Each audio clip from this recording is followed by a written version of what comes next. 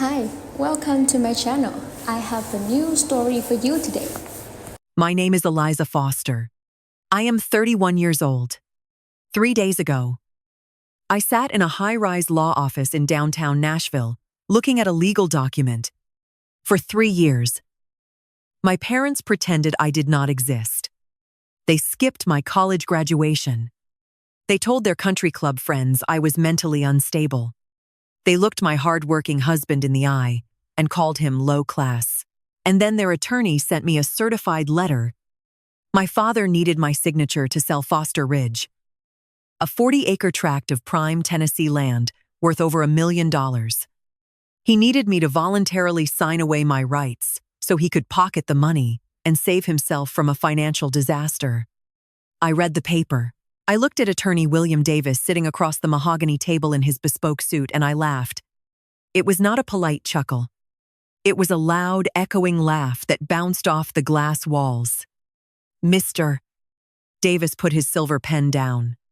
He leaned back in his leather chair, looking genuinely unsettled, and asked if I needed a glass of water. Before I tell you what I pulled out of my briefcase, to wipe that look of careful concern right off his face, take a second to like and subscribe. But only if you genuinely connect with stories about setting boundaries and holding your ground. Where are you watching from right now? What time is it there? Drop a comment and let me know. To understand why a single signature line on a quitclaim deed felt like the punchline to a 20-year joke, I need to take you back to the affluent suburbs of Brentwood, Tennessee. Growing up in our house, love was treated like a line item on a budget. And my older brother, Nolan, always got the lion's share. My father, Richard, was an insurance broker. He cared about presentation above all else. He leased luxury cars he struggled to pay for just so the neighbors would see the emblem parked in the driveway. My mother, Sylvia, ran the local charity galas. She had a smile that never quite reached her eyes and a talent for delivering insults wrapped in thick Southern politeness. Then there was Nolan, 2 years older than me. Nolan was the golden boy. My parents called him an entrepreneur. In reality, Nolan was a guy who started a flashy new business. Every 18 months, drained my parents' savings to fund it, and then abandoned the project. The second the actual work got hard, when Nolan turned 16, my father bought him a brand new SUV. When I turned 16, my father handed me a local newspaper circled with classified ads and told me, "A strong work ethic builds character."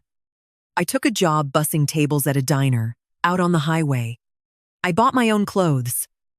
I paid for my own gas. I learned early that my independence was just a convenient excuse for their neglect. They called me the strong one, the low-maintenance child. Whenever I asked for help, whether it was a co-signature for a student loan or a ride home from track practice, my father would sigh. He would look at me like I was being unreasonable and say, "Nolan needs our help right now. Eliza, you always figure things out. You are the strong one." I wore that phrase like a badge of honor for a long time. I worked double shifts. I paid my own way through state college to get my accounting degree. I bought my own textbooks and lived on cheap ramen noodles, while Nolan lived in a downtown luxury apartment my parents subsidized. I thought if I just proved how capable I was, they would notice me. I thought they would be proud. Instead, the more I succeeded on my own, the more they resented me for not needing them. And the more Nolan failed, the more fiercely they protected him. It was a toxic cycle. My existence became a mirror that reflected their poor parenting choices, and they hated me for it. The real fracture happened on the day I graduated top of my class. I had reserved 4 seats in the auditorium, 2 for my parents, 1 for Nolan, and 1 for my Aunt Clara, my father's arranged older sister. On the morning of the ceremony, my phone rang. It was my father. He told me they could not make it. Nolan was moving into a new apartment, and the movers had fallen through. My father told me it was just a ceremony. I already had the degree, and Nolan really needed the help. I walked across that stage alone. Afterward, Aunt Clara took me out to lunch. She handed me a card and told me she saw exactly who my father was, and more importantly, she saw exactly who I was. I did not know it then. But Aunt Clara was quietly building a safety net that would change my life years later. Shortly after graduation, I met Jack. Jack ran a commercial HVAC business. He worked long hours. His hands were calloused, and his boots were always scuffed. He also treated me with a level of respect and consistency I had never experienced in my own home. When we got married, my parents attended the wedding, but they treated it like an obligation. A few months later, at a family dinner, my father sat at the head of the table pouring expensive wine. He looked at Jack, then looked at me and said, "It was a shame I settled for a blue-collar life." He called Jack's business low-ass. He said it loud enough for the entire dining room to hear. Jack did not raise his voice. He did not flinch. He just looked at my father and calmly pointed out that his low-class business grossed more in a quarter than my father's insurance firm did in a year. My father turned red. My mother gasped and called Jack disrespectful. That was the night I realized I was never going to win their approval. And more importantly, I realized I no longer wanted it. The tension in our family was a coiled spring, and it was only a matter of time before it snapped. I walked out of the glass high-rise and into the blinding afternoon sun. The Nashville heat settled over my shoulders the moment I pushed through the revolving doors. I handed my ticket to the parking attendant, paid the exorbitant hourly rate, and slid into the driver's seat of my sedan. I did not turn on the radio. I just sat there for a moment, letting the air conditioning cool, the dampness at the back of my neck. My hands rested on the steering wheel. Steady and calm, I merged onto Interstate 65 South, heading toward the quiet treeing streets of my neighborhood. The drive from downtown Nashville to my suburb takes about 30 minutes on a good day. It is a straight shot down the highway, a route I know by heart. But today, the familiar landmarks looked different. They looked like monuments to a past I had finally outgrown. About 10 miles down the interstate, I passed a sprawling commercial plaza in Franklin. My eyes darted to a vacant storefront, sandwiched between a boutique fitness center and a high-end coffee shop. There was a faded rectangular shadow on the brick facade where a sign used to hang. 5 years ago. That space belonged to my brother. It was the headquarters for his artisanal pet food delivery service. Nolan did not know the first thing about pet nutrition. He did not know anything about logistics or supply chain management either. What Nolan knew how to do was print glossy business cards and talk in corporate buzzwords. He convinced our father that the pet industry was an untapped gold mine. Richard, always desperate to brag about his visionary son at the country club, took out a second mortgage on our childhood home to provide the seed money. The business lasted 11 months. Nolan spent half the budget on a custom-designed office space and imported Italian leather chairs for a staff of 3 people. When the company quietly folded, leaving behind a mountain of unpaid vendor invoices, my parents did not hold him accountable. Sylvia, wearing her signature string of pearls and a practiced smile, hosted a Sunday dinner just days after the eviction notice was served on that storefront. She poured sweet tea and told our extended family that the market simply was not ready for such an innovative concept. She patted Nolan on the arm and said, "True entrepreneurs have to experience a few setbacks before they change the world." Richard nodded in agreement, already pulling out his checkbook to cover my brother's broken commercial lease. I was sitting at the far end of that same dining table, silently eating my roast chicken. At the time, I was working 60 hours a week as a junior auditor at a downtown accounting firm. I was earning a meager entry-level salary, bringing my lunch in plastic containers to save money, and spending my weekend studying for the CPA exam until my vision blurred. I drove a 10-year-old car with a rattling transmission. Neither of my parents asked how my exam preparations were going. They did not ask if I was sleeping enough or if the long hours were wearing me down. My struggles were invisible because they were not expensive. That was the core dynamic of the Foster household. We were assigned our roles early, and we were expected to play them without missing a cue. Nolan was the project. He was the fragile genius who required constant supervision, endless financial bailouts, and emotional coddling. I was the strong child. Being labeled the strong child sounds like a compliment until you realize it is actually a strategy for neglect. It is a convenient phrase parents use to absolve themselves of their responsibilities. If you are strong, they do not have to worry about you. If you are low maintenance, they do not have to spend any money on you. They train you to never ask for a glass of water, even when you are dying of thirst, because your survival skills are their greatest convenience. I learned this lesson the hard way during my junior year of college. It was late November. Raining. The kind of freezing, sideways rain that turns the Tennessee roads into a hazard. I was driving back to my cramped off-campus apartment after a closing shift at the diner. My front left tire hit a deep pothole on the edge of the highway, and the tire blew out instantly. I managed to wrestle the steering wheel and pull over onto the muddy shoulder, shaking from the adrenaline. I did not have roadside assistance. I did not have the spare cash for a tow truck. So, I dialed my father's number. He answered on the fourth ring, sounding annoyed. I explained the situation, my voice trembling over the sound of the rain lashing against my windshield. I told him I was stuck on the shoulder of Interstate 24. I was cold, and I needed help changing the tire because the lug nuts were rusted shut. Richard sighed heavily into the receiver. He told me he was right in the middle of reviewing a new angel investor proposal for Nolan. He said, "It was a crucial night for my brother's future." Then he offered the words that became the defining anthem of our relationship. He said, "You are a smart girl, Eliza. You are resourceful. I am sure you can flag someone down or figure out the leverage on that tire iron. You always handle things on your own." The line went dead. I sat in the dark, shivering in my damp uniform, listening to the dial tone. I did not cry. Crying was a luxury afforded to people who had someone to wipe away their tears.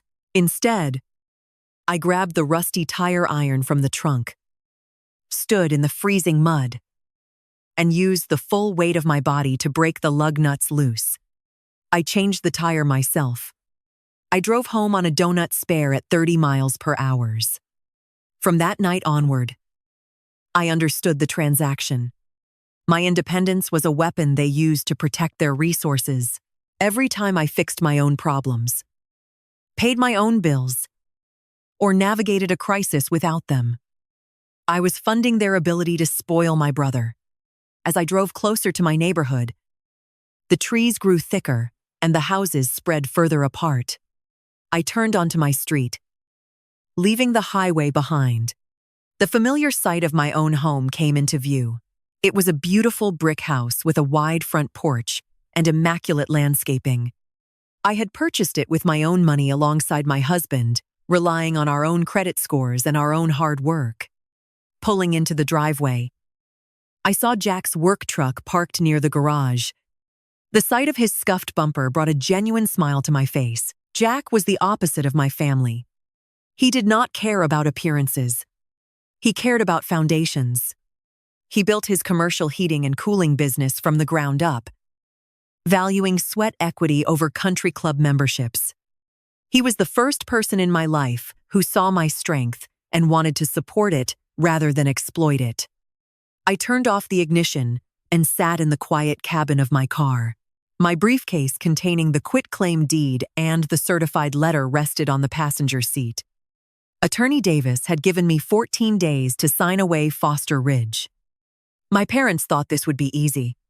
They assumed the low-maintenance daughter would simply cave to the pressure, sign the document, and disappear back into the shadows, so Nolan could be rescued once again. They were banking on the old version of me. The version who stood in the freezing rain, changing her own tire. But they failed to account for the fact that a person can only be pushed aside so many times before they stop looking for a seat at the table and decide to buy the whole building instead. Their desperate legal demand was not the beginning of this conflict. It was merely the final act of a play that began 3 years ago on a bitter Christmas Eve, when my father looked across the dinner table and asked me to sacrifice my own home to patch the holes in my brother's sinking ship. Sitting in my driveway, looking through the windshield at Jack's scuffed work truck, I felt a deep wave of gratitude wash over me. That truck represented everything my father despised and everything that actually mattered in the real world. To understand the look of pure, unadulterated panic on Attorney Davis's face when I handed him my paperwork. You have to understand the man I married. More importantly, you have to understand the profound threat my husband's quiet success posed to my father's fragile ego. Let us rewind to the day the permanent fracture in my family truly began. It was a humid May morning. I was standing in front of a mirror in my cramped off-campus apartment, adjusting the cheap synthetic fabric of my graduation gown. I had spent 4 grueling years at the state university. While my peers attended weekend tailgates and joined sororities, I pulled all-nighters in the campus library and worked the closing shift at the diner. I had earned the highest grade point average in the accounting department. I was the valedictorian of my program. I mailed my parents an embossed invitation a month in advance. I drove to the auditorium early and placed reserved signs on 4 seats in the front row. 2 for my parents, 1 for Nolan, and 1 for my father's older sister, Aunt Clara. 30 minutes before I was supposed to line up for the processional march, my cell phone rang. It was my father. He did not say congratulations. He did not ask if I was excited or nervous. He exhaled loudly into the receiver and told me they had a bit of a situation. Nolan had decided he needed to move out of his subsidized apartment and into a luxury penthouse loft in the trendy Gulch neighborhood. He claimed the new zip code was a vital step for networking with local tech investors. Because Nolan had no verifiable income and terrible credit, Richard and Sylvia had co-signed the exorbitant lease. That morning, the discount moving company Nolan hired had canceled at the last minute. My father spoke in a rushed, dismissive tone. He said Nolan was stranded on the sidewalk with a pile of expensive modern furniture. He told me he and my mother had to drive downtown to rent a box truck and load the heavy items themselves, so Nolan would not face a fine from the building management. I stood there holding my graduation cap, listening to the sound of my mother barking frustrated orders in the background. My father told me the graduation was just a long, boring ceremony anyway. He said I already had the diploma coming in the mail, and Nolan was in a real bind. He told me to have a good day and hung up before I could utter a single word in reply. I walked across the university stage alone. When the dean called my name and announced my academic honors, I looked down at the front row. There were 3 empty folding chairs. Next to them sat Aunt Clara. She was wearing a tailored charcoal suit, clapping loud enough to make up for the silence of my parents. After the ceremony, Clara took me to a quiet, high-end steakhouse downtown. We sat in a dark leather booth, and she ordered a bottle of sparkling water. Clara was the only person in the Foster family who saw right through my father's facade. She had built her own substantial wealth in commercial real estate and refused to participate in the country club charades my parents lived for. She looked at me over her glass and delivered a warning I would never forget. She said my father was building a castle on quicksand. She told me his obsession with projecting wealth combined with Nolan's constant financial black holes would eventually pull them all under. Clara reached into her leather tote and handed me a heavy envelope. She told me to keep my head down, build my own foundation, and never let them drag me into their inevitable collapse. That envelope contained the seed of the legal trap I would spring years later in that Nashville high-rise. I took Claire's advice to heart.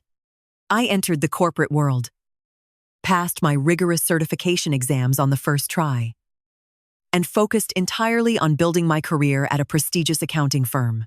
6 months later, the air conditioning unit at my firm broke down in the middle of a brutal August heat wave.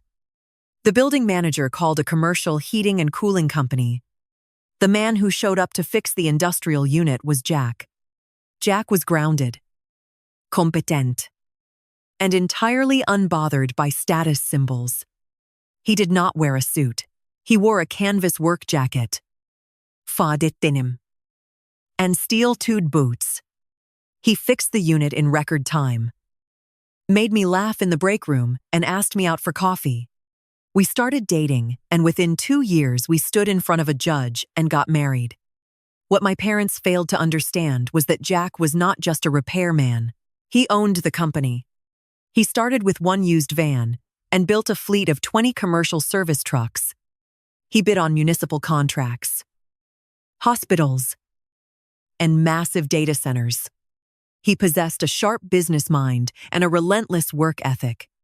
While my father measured success by the emblem on a steering wheel, Jack measured it by paid-off equipment, healthy profit margins, and zero debt. My parents treated Jack with barely concealed disdain. They tolerated his presence at holidays, but they always spoke to him using the slow, exaggerated tone people use when they assume you are uneducated.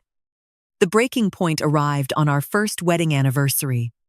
Sylvia insisted on hosting a celebratory dinner at their Brentwood home.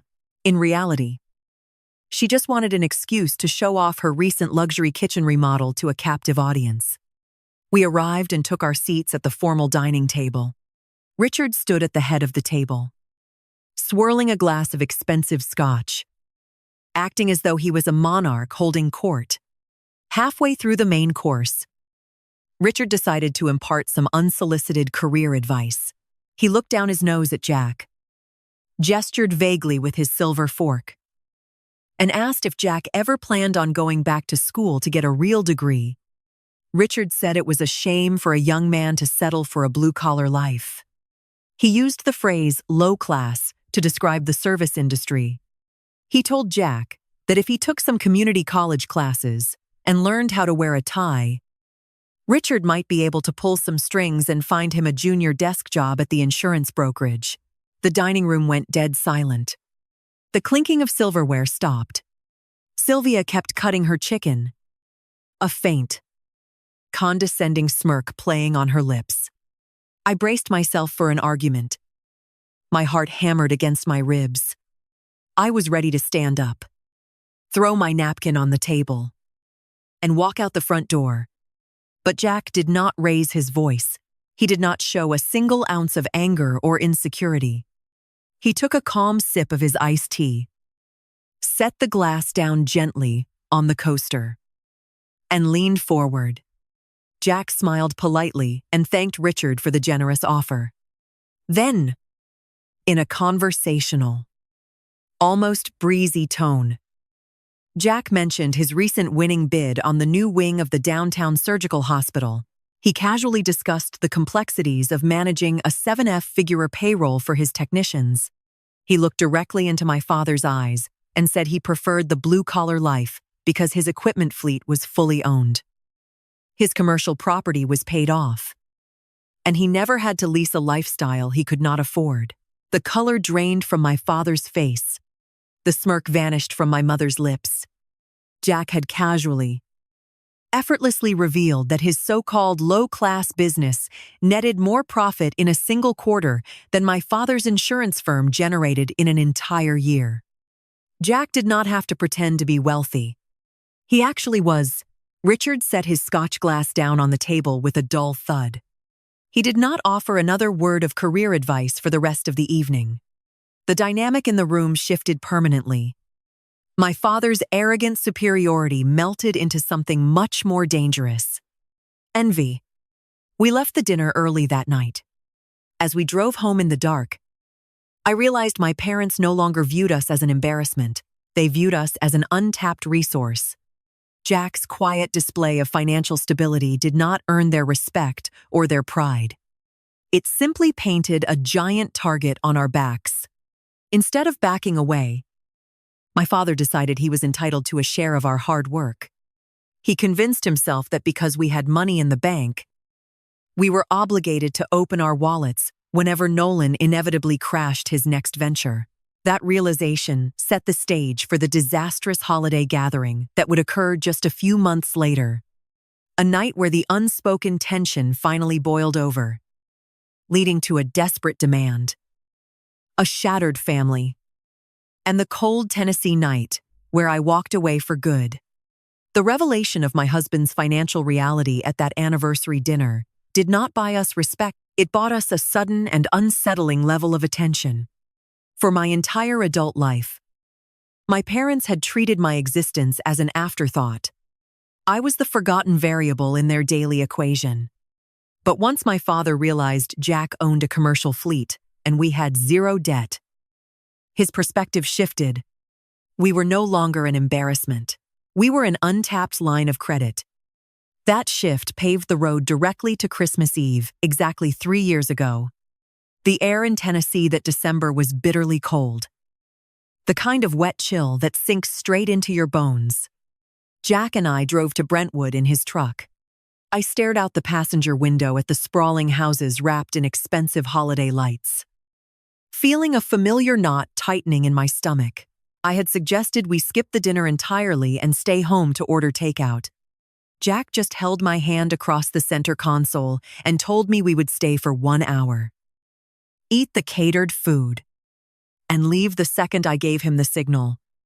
We walked through the front door of my parents' house and were hit by the smell of cinnamon pine cones and roasted tenderloin. Sylvia had orchestrated the evening with her usual suffocating perfection. The dining room table was set with silver chargers, crystal wine glasses, and a massive floral centerpiece that made it difficult to see the person sitting across from you. My father stood by the fireplace holding a glass of bourbon. He was forcing a jovial laugh, but his shoulders were stiff. Then I saw Nolan. My older brother was sitting on the edge of the velvet sofa, staring at his phone. He looked terrible. He had lost weight. There were dark circles under his eyes, and his hands were shaking slightly as he typed. He was wearing a designer cashmere sweater, but he looked like a man standing on a trap door, waiting for the lever to pull line. Nolan had spent the last 8 months playing the role of a tech CEO. He had convinced my father to help him launch an application designed to integrate blockchain technology into local retail loyalty programs. Neither Nolan nor my father knew what a blockchain actually was. They just knew it was a buzzword that attracted investors. Nolan had rented out a sleek office space downtown, hired a team of freelance developers he could not afford, and spent his days taking prospective clients out for expensive lunches.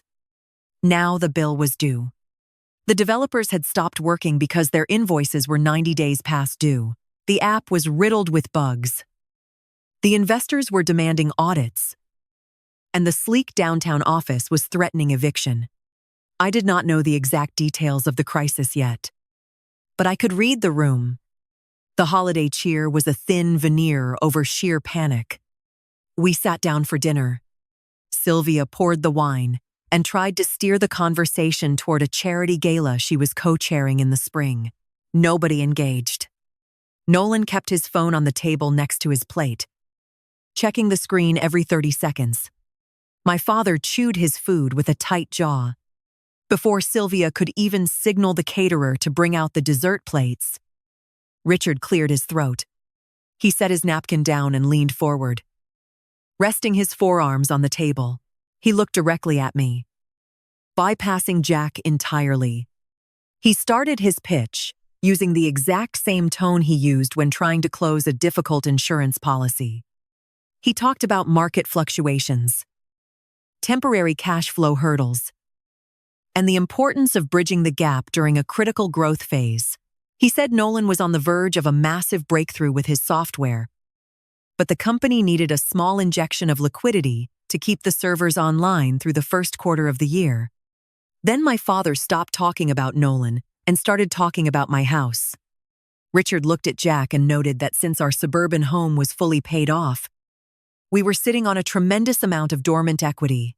He smiled a tight, desperate smile. He told us that a home equity line of credit was a simple piece of paperwork. He said it was practically free money just sitting inside our walls waiting to be leveraged. He wanted Jack and me to go to the bank, borrow $200, 000, against the home we had earned with our own sweat, and hand the cash over to Nolan. He did not frame it as a favor. He framed it as a moral obligation. He used the words duty to the family. He told me that since they had raised me and provided a roof over my head for 18 years, it was time for me to step up and prove my loyalty. I looked at my brother. Nolan would not even meet my eyes. He just stared down at his half-eaten tenderloin. I looked at Jack. My husband did not say a word. He just sat back in his chair, his expression calm and unreadable, leaving the floor entirely to me. He knew this was my family, and he trusted me to handle the threat. I reached for my water glass. I took a slow sip. The ice clinked-kegged against the crystal. I set the glass down, looked my father in the eye, and delivered a single word. No. My father blinked. He let out a nervous chuckle, assuming I had misunderstood the mechanics of the loan. He started to explain the interest rates, assuring me that Nolan would pay the monthly minimums once the tech venture secured its next round of funding. I interrupted him. I kept my voice flat, keeping all emotion out of my throat. I told him I understood exactly how a line of credit worked. I told him I was not going to leverage my primary residence to fund a failing application run by a man who had never successfully managed a lemonade stand, let alone a tech startup. The silence that followed was deafening. The grandfather clock in the hallway ticked. Richard's face went purple. He pressed both his palms flat against the dining table, causing the china to rattle. He raised his voice, demanding to know who I thought I was speaking to. He called me selfish. He listed every dollar he claimed he had spent on me growing up, treating his basic legal requirements as a parent like a generous charitable donation. I did not flinch. I did not raise my voice to match his. I simply told him my answer was final, and our house was not a piggy bank for his golden child. That was when Sylvia stepped in. My mother dropped her polished hostess smile. The polite southern charm evaporated, revealing the cold resentment underneath. She stood up from her chair and looked at me with genuine disgust. She pointed her finger at my chest and told me I had always been a defective child. She said I lacked the warmth and grace of a real daughter. She claimed my independence was just a cover for my deep-seated arrogance. Then she turned her anger toward Jack. She pointed at my husband and accused him of poisoning my mind. She said my marriage had ruined my loyalty to my own blood, and that Jack was dragging me down into a selfish, low-class mentality where family meant nothing. Jack stood up. He did not yell. He just calmly pulled my chair back for me. I realized in that moment that there was no argument left to have. You cannot negotiate with people who view your boundaries as an act of war. For years, I had tried to prove my worth to them. I had worked hard, stayed out of trouble, and built a successful life, hoping they would eventually look at me with pride instead of indifference. But looking at my mother's sneering face and my father's red, angry eyes, I finally understood the truth. They did not want a daughter. They wanted a safety net for Nolan. And because I refused to play the role, they had no use for me. I stood up. I did not defend myself. I did not hurl insults back at them. I just looked at my parents for a long moment, memorizing the ugly reality of who they were. And then I turned around. Jack and I walked out of the dining room, leaving our plates untouched. We walked down the grand hallway toward the front door. Behind us, my father shouted that if I walked out that door, I was done. He said I would be dead to the family. I reached out, turned the brass knob, and opened the door. The freezing Tennessee air hit my face sharp and clean. We walked down the long driveway to the truck. Our boots crunched on the frosted pavement. We climbed inside, and Jack turned the key. The heater blasted warm air over my frozen hands. We drove away from Brentwood in complete silence, leaving the lights of my childhood home shrinking in the rearview mirror. That night marked the beginning of a 3-year silence. Not a single text message. Not a single email. Not a single phone call. I thought the silence meant they had finally moved on. I thought my refusal had closed the book on our relationship for good. I felt a strange, quiet peace settle over my life in the months that followed. But I underestimated my parents' need for control. They could not accept that the scapegoat had simply walked away on her own terms. They needed a villain to blame for their fractured family and their looming financial ruin. If they could not have my money, they were going to take my reputation instead. When we drove away from my parents' house that freezing Christmas Eve, I honestly believed the worst was over. I assumed my refusal to leverage my home for my brother would result in a permanent, icy silence. I thought my father and mother would simply write me off, focus all their remaining energy on salvaging Nolan and his doomed software venture, and leave Jack and me to live our lives in peace. I was right about the silence from their end. My phone did not ring. My email inbox remained empty. But I was entirely wrong about them leaving us alone. In affluent suburbs like Brentwood, silence is never just an empty space. It is a vacuum. And people like my parents will always fill a vacuum with their own preferred version of the truth. Because they could not force me to hand over my home equity, they decided to extract payment in a different currency. They took my reputation. Within 3 weeks of that holiday dinner, the whisper campaign began. My mother was a master at weaponizing polite society. She did not yell or post angry rants online. Instead, she attended her weekly charity planning luncheons, ordered her usual iced tea, and waited for someone to ask how her daughter was doing. When the question inevitably came, Sylvia would lower her gaze. She would lightly touch her collarbone, let out a trembling sigh, and perform the role of a heartbroken matriarch. She told her country club friends that I was unwell. She used phrases like mental health crisis and nervous breakdown. She painted a picture of a tragic holiday dinner where I had an unprovoked episode and stormed out of the house. My father played his part on the golf course.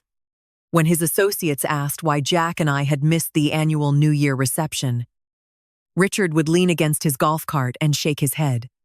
He told the other executives that Jack was a controlling blue-collar brute. He spread the narrative that my husband was isolating me from my loving family, restricting my movements, and manipulating my finances. They crafted a story where they were the tragic, supportive parents, and I was the unstable victim of a bad marriage. It was a brilliant strategy. It deflected any questions about why their daughter had cut ties. And more importantly, it prevented anyone from looking too closely at their own crumbling financial situation. The gossip traveled fast. It seeped into the extended family network like groundwater. In late February, my cousin Sarah called me. I had not spoken to Sarah in 6 months. When I answered the phone, her voice was hushed and cautious. The exact tone people use when speaking to someone standing on a ledge. She asked if I was safe. She asked if Jack was in the room with me. She gently suggested that there was no shame in seeking professional psychiatric help. and offered to drive me to a clinic if I needed to escape my house. I sat at my kitchen counter holding the phone, feeling the blood rush to my ears. I realized in that moment just how thorough my parents had been. They had convinced our entire bloodline that I was crazy. The injustice of it burned. My first instinct was to fight back. I wanted to draft a long, detailed email to every aunt, uncle, and family friend. I wanted to attach my pristine bank statements, highlight my career milestones, and expose Nolan for the financial parasite he was. I wanted to drag my parents' lies into the harsh light of day. Jack walked into the kitchen, saw my white knuckles gripping the phone, and asked what was wrong. I repeated what Sarah had said. I told him I was going to call her back and set the record straight. Jack poured a cup of coffee, leaned against the counter, and gave me the best advice I have ever received. He told me that explaining the truth to people who are committed to misunderstanding you is a waste of breath. He said, "The best revenge is not an argument. The best revenge is a life well lived." I put my phone down. I did not send an email. I did not defend myself. I let the rumors hang in the air, unanswered and unchallenged. We lost people. Wedding invitations from distant relatives stopped arriving in our mailbox. Former neighbors crossed the aisle at the grocery store to avoid making eye contact with me. My parents effectively amputated me from the family tree. The space they left behind felt vast and quiet, but it also felt incredibly clean, without the constant weight of their judgment. Without the looming threat of Nolan needing another bailout, I found a new gear. I took all the anger and betrayal I felt and funneled it directly into my career. I stopped being the quiet, reliable junior accountant. I started asking for the most complex portfolios my firm managed. I took on a massive tax audit for a regional healthcare provider that had been tangled in regulatory red tape for a decade. I worked long hours dissecting their ledgers, identifying inefficiencies, and ultimately saving the hospital system enough money to fund a new pediatric wing. The managing partners at my firm noticed they stopped seeing me as a dependable employee and started seeing me as a vital asset. 2 years after that disastrous Christmas dinner, I stood in the carpeted hallway of my firm and watched a maintenance worker unscrew my old nameplate from a standard cubicle. He walked me down to the 10th floor and attached a new brass plate to the frosted glass door of a corner office. It read, "Eliza Foster, Senior Partner." I was 30 years old and managing accounts worth tens of millions and sitting at the head of the boardroom table. Every time my mother dabbed her eyes at the country club and called me unstable, I was busy closing another lucrative contract. Jack mirrored my trajectory. His commercial HVAC business outgrew its original warehouse. He won the maintenance bids for 2 separate public school districts. He bought a new commercial lot in Murrysboro to house his growing operations. His fleet of service trucks expanded across Davidson, Williamson, and Rutherford counties. He hired a dozen new technicians and offered them full health benefits. While my father stood on the putting green telling everyone Jack was a low-class failure, my husband was depositing 7-figure commercial checks and securing our future. We built a beautiful sanctuary for ourselves. Our home became a place of genuine peace. On Sunday mornings, we sat on our back deck drinking coffee while the neighborhood slowly woke up. There were no emergency phone calls demanding money. There were no passive-aggressive comments about our lifestyle. There was only the quiet rhythm of 2 people who had earned everything they owned. 3 years passed in this tranquil rhythm. The wounds scarred over.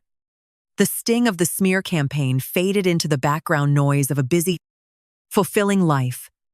I truly believe the Foster family drama was a closed chapter. Then came a Tuesday in early October. The autumn air was crisp, and the leaves on our oak trees were just beginning to turn orange. I was working from home, sitting at my kitchen island, reviewing a quarterly tax projection for a client. Jack was out on a job site, coordinating a crane lift for a rooftop cooling unit. The house was perfectly quiet. The doorbell rang. I walked to the front door and looked through the sidelight window. A postal worker stood on the porch, holding a green certified mail slip. I opened the door, signed my name on his digital pad, and took the thick manila envelope from his hand. I looked at the return address, printed in crisp black ink on the top left corner. It was from the law offices of Davis and Associates located in downtown Nashville. I carried the envelope back to the kitchen island. I did not have any pending legal matters. I grabbed a letter opener and sliced through the heavy paper. I pulled out a single document clipped to a formal cover letter. My eyes scanned the text. The letter stated that attorney William Davis was representing Richard Foster in a real estate transaction. It demanded my signature on the attached quitclaim deed, which would surrender all my rights to a property known as Foster Ridge. The quiet peace of my kitchen shattered in an instant. My father had not reached out to apologize for the lies. He had not reached out to mend the bridge he burned. He had hired a high-priced lawyer to track me down because he needed a signature to secure a $1 million payday. I set the paper down on the granite counter. The smear campaign had failed to break me. So my father was escalating the conflict to a legal war. But as I read the specific legal description of the property he was trying to sell, a cold realization washed over me, shifting the narrative entirely. I stood at my kitchen island, holding the crisp bond paper up to the light, tracing the embossed watermark of Davidson Associates. The cover letter was a masterpiece of corporate manipulation, drafted in a clean serif font. It opened with a cordial greeting that felt like a physical blow. Dear Ms. Foster, I hope this correspondence finds you well. 095 days had passed since I walked out of my parents' front door into the freezing rain. 3 years of silence. 3 years of social exile. 3 years of my mother whispering to her country club friends that I was a psychological liability. Yet, when a lucrative real estate deal hit a snag, my father's chosen proxy was suddenly hoping I was well. The second paragraph dispensed with the polite fiction. Attorney Davis outlined a pending commercial transaction regarding a 40-acre parcel of land in Williamson County, legally known as Foster Ridge. A regional developer had placed a formal offer of $1.2 million. The closing date was scheduled exactly 14 days from the postmark on the envelope. However, a routine title search had flagged an anomaly. The commercial underwriters required a quitclaim deed signed by all potential heirs to secure clear title insurance before they would release the funds. My signature was the final hurdle. I did not read the document like an estranged daughter. I read it like a senior partner at a downtown accounting firm. I scrutinized the fine print, the liability waivers, and the specific indemnification language. The deed was meticulously drafted to strip me of any future claims, effectively handing my father a clean slate and a 7F figure check. The audacity of the request was breathtaking. They had spent 3 years erasing me from the family tree. But now, they expected me to perform the duties of a compliant daughter. They wanted me to pick up a pen sign, away my rights to $1 million asset, and mail the document back in the provided prepaid envelope like an obedient subordinate. I set the letter down on the granite counter and walked over to the window. Foster Ridge was not just an ordinary plot of dirt. It was prime Tennessee timberland, bordered by a state highway on one side and a pristine creek on the other. Developers had been circling that acreage for a decade, eager to bulldoze the old-growth oaks and construct luxury subdivisions. The land had originally belonged to my grandparents. The general assumption within the family was that my father, being the eldest son, would eventually liquidate it to fund a lavish retirement. But my father was a man who worshipped status. He loved owning land. He loved casually bringing up his 40-acre holding during golf tournaments or charity dinners. Liquidating a legacy asset like Foster Ridge was a move of last resort. It meant sacrificing long-term prestige for short-term cash. Something about the transaction felt desperate. I walked back to the kitchen island, pushed the quitclaim deed aside, and opened my laptop. As a certified public accountant, I possess a deep understanding of public records and financial paper trails. People can lie at dinner parties, but court filings and county ledgers always tell the truth. I navigated to the County Register of Deeds website and typed my father's name into the search bar. The results populated in seconds, painting a grim financial landscape. Months ago, Richard Foster had taken out a high-interest commercial bridge loan. 3 months later, a secondary lien was placed against his primary residence. The exact same Brentwood home where Sylvia hosted her catered holiday dinners was now leveraged to the hilt. I opened a new tab and searched the state business registry for Nolan's tech startup. The blockchain loyalty application that was supposed to revolutionize the retail industry was listed as inactive. A deeper dive into the civil court dockets revealed 2 pending lawsuits from unpaid software developers and a commercial eviction notice for the downtown office space Nolan had rented. The puzzle pieces snapped together, forming a clear, undeniable picture of sheer panic. Richard was not selling Foster Ridge to pad his retirement portfolio. He was selling it because the walls were closing in on him. He had leveraged his own lifestyle, his credit, and his home to prop up Nolan's delusions.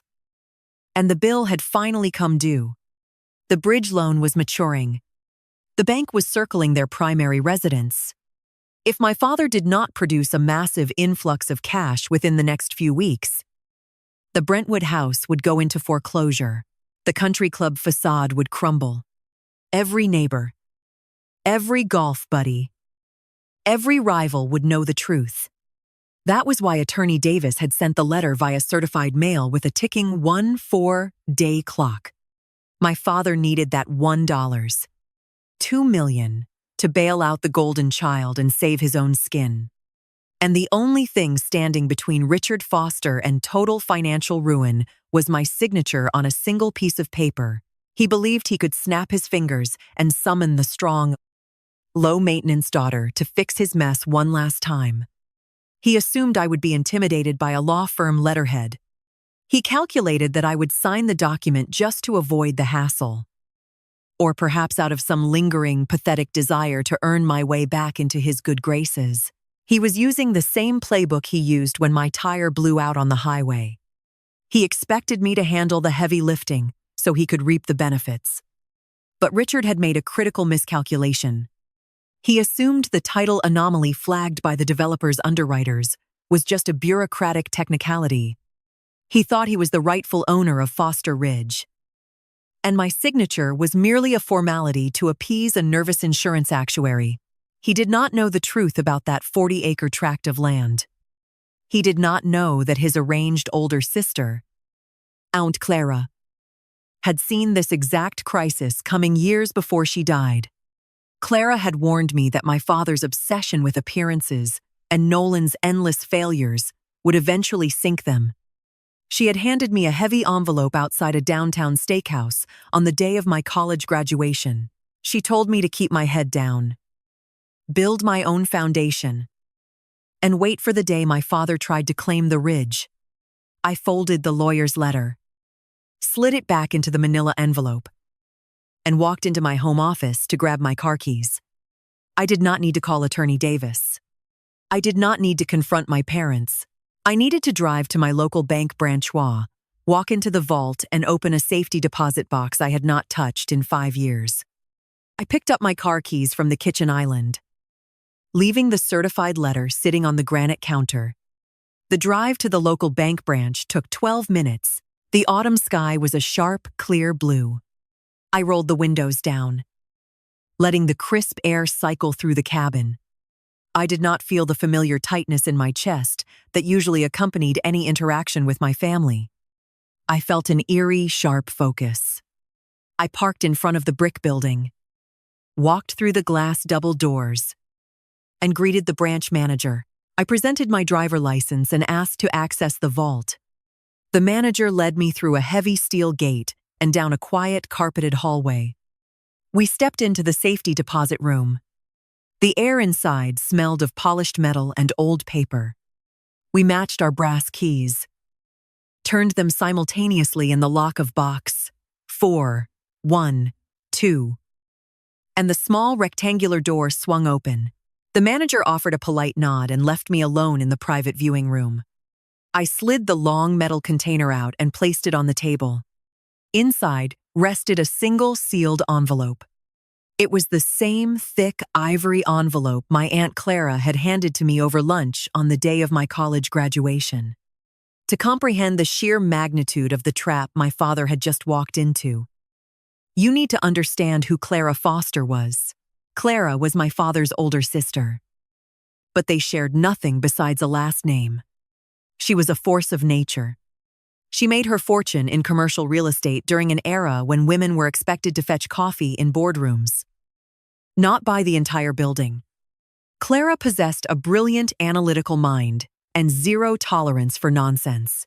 She wore tailored charcoal suits, drank scotch, Nate, and intimidated men twice her size just by looking at them. While my father spent his life leasing luxury cars to look wealthy, Clara drove a 10-year-old sedan and owned shopping centers. She actually had the wealth my father desperately pretended to have. Richard resented her for it. He found her cold and uncooperative. He only tolerated her presence at holidays because he assumed being her only living sibling, he would eventually inherit her vast estate. Clara never had children of her own. She lived alone in a minimalist penthouse downtown, focused entirely on her property portfolio. But Clara observed everything. She saw the way my parents coddled Nolan and ignored me. She saw me working double shifts at the diner with grease on my uniform, buying my own textbooks, and securing my own future. She recognized a kindred spirit. During that graduation lunch, Clara had handed me this ivory envelope. She told me it contained a safety deposit box key and a set of instructions. She made me promise not to open the box until the day my father tried to sell Foster Ridge. 5 years ago, Clara was diagnosed with a brutal and rapid illness.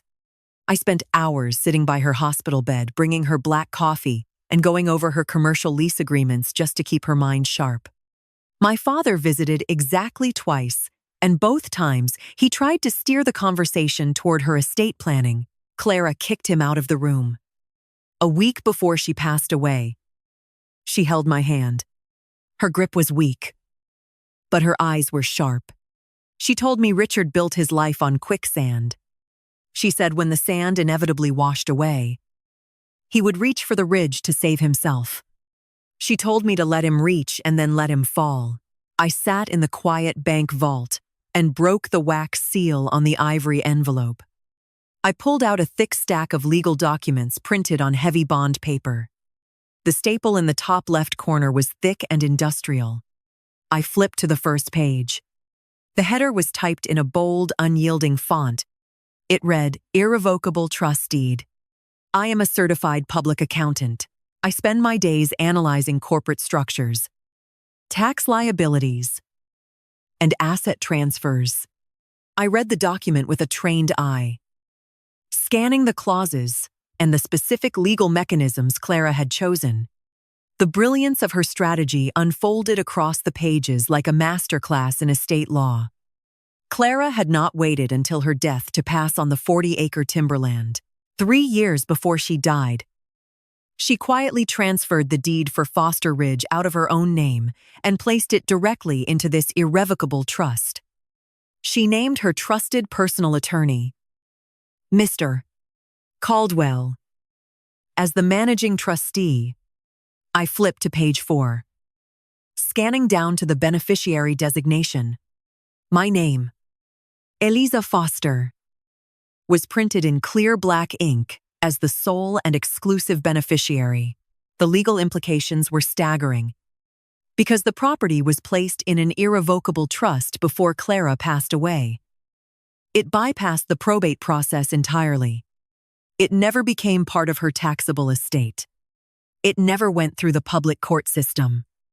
Richard assumed he inherited Foster Ridge by default. He was her closest living relative, and since he never received a formal notice from a probate judge stating otherwise, he simply declared himself the owner. For 5 years, my father had been parading around the country club, bragging about his 40-acre legacy asset, using it as phantom collateral to prop up his fragile ego. He never bothered to hire a lawyer to verify the chain of title. He just faked it, assuming reality would bend to his narrative. But reality does not bend for commercial real estate developers. When my father finally grew desperate enough to sell the land to cover Nolan's failed business debts, the developer title insurance underwriters did their job. They pulled the county records. They found the trust deed. They realized Richard Foster did not own a single blade of grass on that property. The quitclaim deed attorney Davis sent me was not a routine piece of paperwork. It was a desperate attempt to patch a fatal hole in a $1 million transaction. Davis needed me to formally relinquish my rights as the trust beneficiary so the title could be cleared and the sale could proceed. What I did not know yet was whether attorney Davis was complicit in the deception or if my father had lied to his own lawyer. Richard might have told Davis I was just a disgruntled, estranged daughter holding up a standard inheritance. If Davis knew about the trust and was trying to trick me into signing away a 7-figure asset without proper disclosure, he was risking his entire legal career. I sat in the vault for a long time listening to the faint hum of the fluorescent lights. My parents had spent 3 years telling everyone in our social circle that I was unstable. They had stripped me of my extended family and tried to shame my husband. Now standing on the edge of total financial ruin, they expected me to blindly sign a document that would surrender my inheritance and save their house from foreclosure. They thought I was still the obedient scapegoat. They thought a piece of firm letterhead would intimidate me into compliance. I carefully placed the irrevocable trust back into the metal container. I did not feel a shred of pity for my father. I did not feel the sting of my mother's past insults. I felt the cold, calculating precision of an auditor who had just uncovered a massive case of corporate fraud. I walked out of the bank with a certified copy of the trust tucked securely in my briefcase. I got back into my car and paired my phone to the Bluetooth system. I did not drive home. I needed to build a fortress of documentation before I stepped into that downtown law office. I pressed a button on my steering wheel and told the voice assistant to call the law office of Thomas Caldwell. The trap was set, but I needed to make sure the hinges were oiled before I let my father step inside. The Bluetooth connection in my sedan clicked, and the dialing tone echoed through the car speakers. I pulled out of the bank parking lot and merged onto the main road heading back toward my house. I was calling Thomas Caldwell. Mr. Caldwell was a relic of a bygone era in Nashville law. He did not advertise on highway billboards, and he did not wear flashy suits. He had been Aunt Clara's personal attorney for 3 decades, operating out of a modest brick office near the state capitol. He was a man who measured every syllable before he spoke. He answered on the second ring. His voice was growly and calm. I identified myself and explained that I had just retrieved the envelope from the safety deposit box. Mr. Caldwell let out a slow, knowing breath. He said he had been wondering when this phone call would happen. I asked him a series of direct, rapid-fire questions. I needed to know if the trust had ever been contested, if the county filings were secure, and if my father possessed any hidden legal standing I might have overlooked. As an auditor, I am trained to search for the blind spots in any financial structure before I present my findings.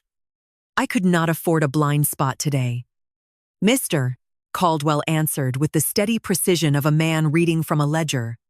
He confirmed that the irrevocable trust was executed flawlessly.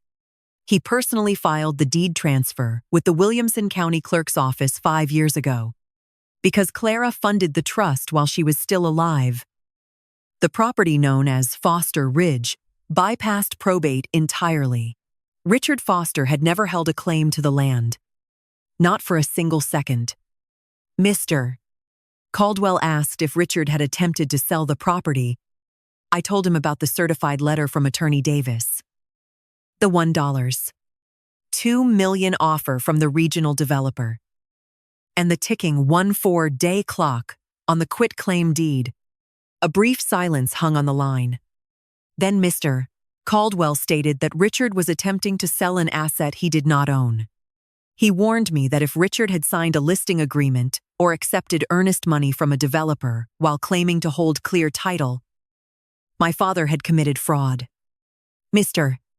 Caldwell offered to draft a cease and desist letter immediately and serve it to Attorney Davis by the end of the business day. I gripped the leather steering wheel. I looked at the Tennessee train rushing past my window. I told Mr. Caldwell to hold off on the formal legal notices. I thanked him for his time and asked him to simply remain available by phone if I needed to verify the trust parameters during a meeting. I did not want a piece of certified mail to do my talking. I wanted to look my father in the eye when the illusion finally shattered. I pulled into my driveway and walked through the front door. Jack was standing at the kitchen island, drinking a glass of water and looking over a set of HVAC blueprints for a new commercial warehouse project. He took one look at my face and set his pencil down. He did not ask if I was okay. He knows me better than that. He asked what I needed him to do. I told him I needed 2 hours of unbroken silence. I walked into my home office, closed the door, and woke up my laptop. I did not waste energy drafting a furious email to my parents. I did not call my mother to demand an explanation. Anger is a messy, inefficient émotion. It clouds your judgment and makes you reckless. I shifted into the mindset I use when a corporate client hires me to investigate embezzlement. I became an auditor facing a hostile takeover. I opened the secure portal I use to access deep county public records, property tax registries, and civil court dockets. I typed my father's name into the search parameters and began the financial autopsy of Richard Foster. The timeline emerged on my screen in stark black and white text.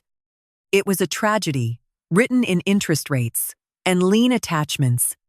18 months ago, Nolan incorporated his blockchain loyalty application. The state registry showed Richard Foster listed as a silent partner and financial guarantor 12 months ago. The first cracks appeared. Richard took out a high-rises commercial bridge loan for $350. Ling, ling, ling. He used the equity in his Brentwood home as collateral.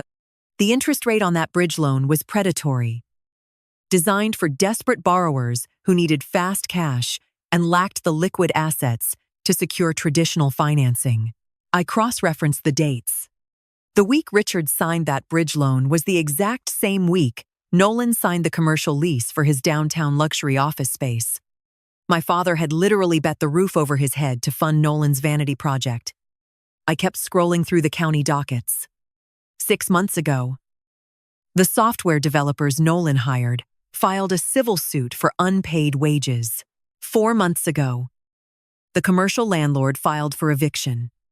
3 months ago, Nolan's startup officially dissolved, wiping out the $350,000 investment in a matter of days. Then I found the killing blow. I opened the property records for my parents' Brentwood address. 60 days ago, the bank, holding the commercial bridge loan, filed a formal notice of default. My father had missed 3 consecutive payments. The grace period had expired. I stared at the screen, letting the numbers settle in my mind. The bank had initiated the pre-foreclosure process.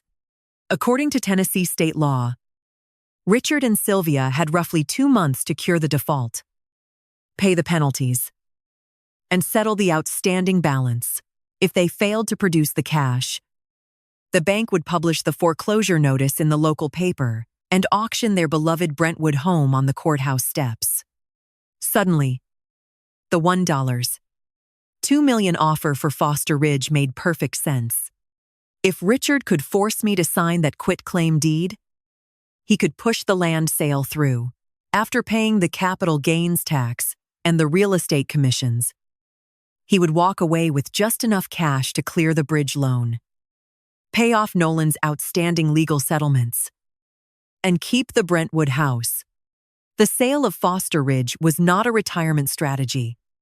It was a desperate panic tourniquet applied to a fatal financial wound. I sat back in my desk chair. My parents had spent 3 years telling their affluent social circle that I was a mental liability. They had cut me off, shunned my husband, and acted as though they occupied a higher moral altitude. In reality, they were drowning. They were 60 days away from being dragged out of their country club lifestyle and exposed as frauds, and their only survival plan was to steal $1 million inheritance from the daughter they threw away. I did not feel vindicated.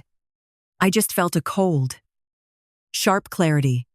I opened my desk drawer and pulled out a heavy-duty manila folder. I connected my laptop to the high-resolution laser printer in the corner of the office. I began printing the documents. I printed the notice of default on the Brentwood property. I printed the civil court dockets detailing Nolan's unpaid debts. I printed the commercial bridge loan agreement.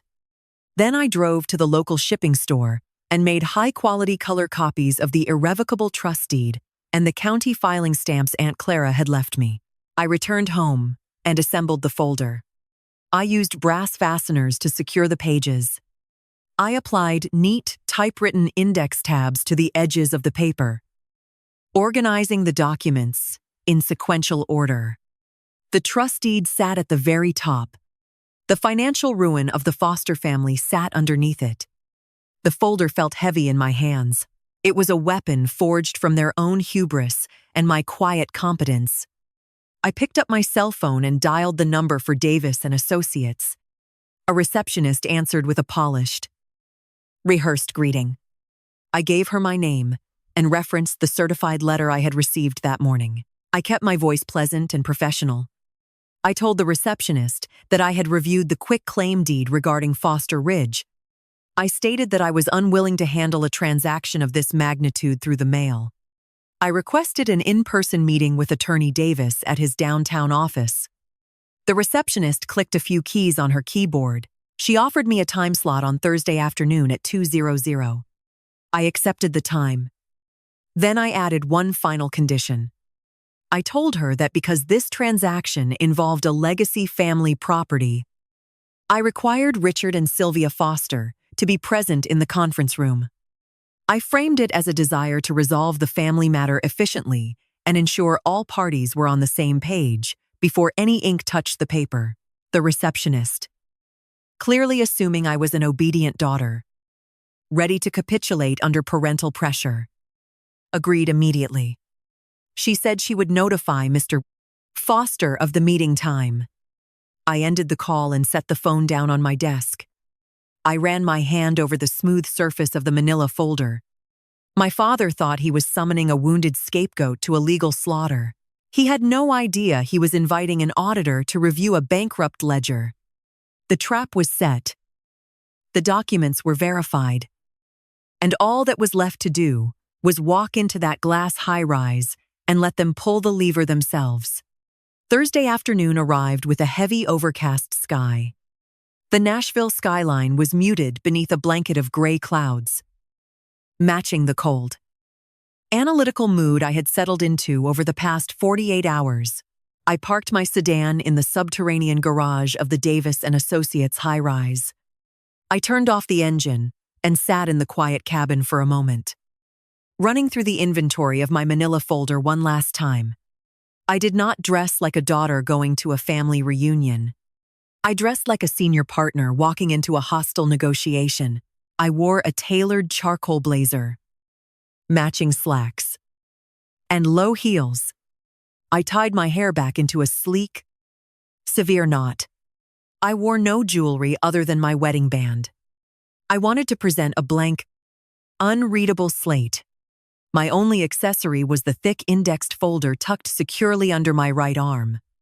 I rode the glass elevator to the 14th floor.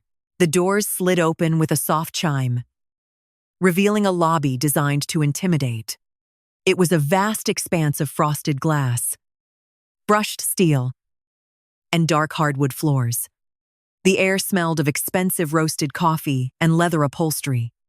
It was the kind of environment built to make ordinary people feel small and compliant. I approached the reception desk and gave my name. The receptionist looked up, flashed a practiced synthetic smile, and stood from her chair. She told me they were waiting for me in conference room B, gesturing down a long, quiet corridor. As I walked down the hall, my heartbeat remained steady. 3 years ago, the mere thought of sitting in a room with my parents would have triggered a wave of anxiety. I would have spent days rehearsing what to say, anticipating their insults, and bracing myself for the inevitable disappointment. Today, my pulse was slow and even. Knowledge is the ultimate armor, and I was wearing a suit of it. I pushed open the heavy oak door. The conference room was dominated by a massive mahogany table positioned in front of floor-to-ceiling windows overlooking Broadway. Richard Foster sat at the far head of the table, claiming the seat of power. Sylvia sat immediately to his right. Attorney William Davis stood near the glass, reviewing a file on his tablet. I took a moment to observe my parents before I spoke. I use the same observational skills I employ when looking for discrepancies in a corporate ledger. I look for the things that do not belong. Richard wore his favorite navy suit, the one he saved for important client meetings. But the collar of his dress shirt looked a fraction of an inch too loose, suggesting he had recently dropped weight. His posture was rigid, his shoulders drawn up near his ears. Sylvia wore a pastel sheath dress, projecting a soft springtime innocence that completely contradicted the autumn weather outside. Her hair was perfectly styled, her pearl necklace resting exactly at her collarbone.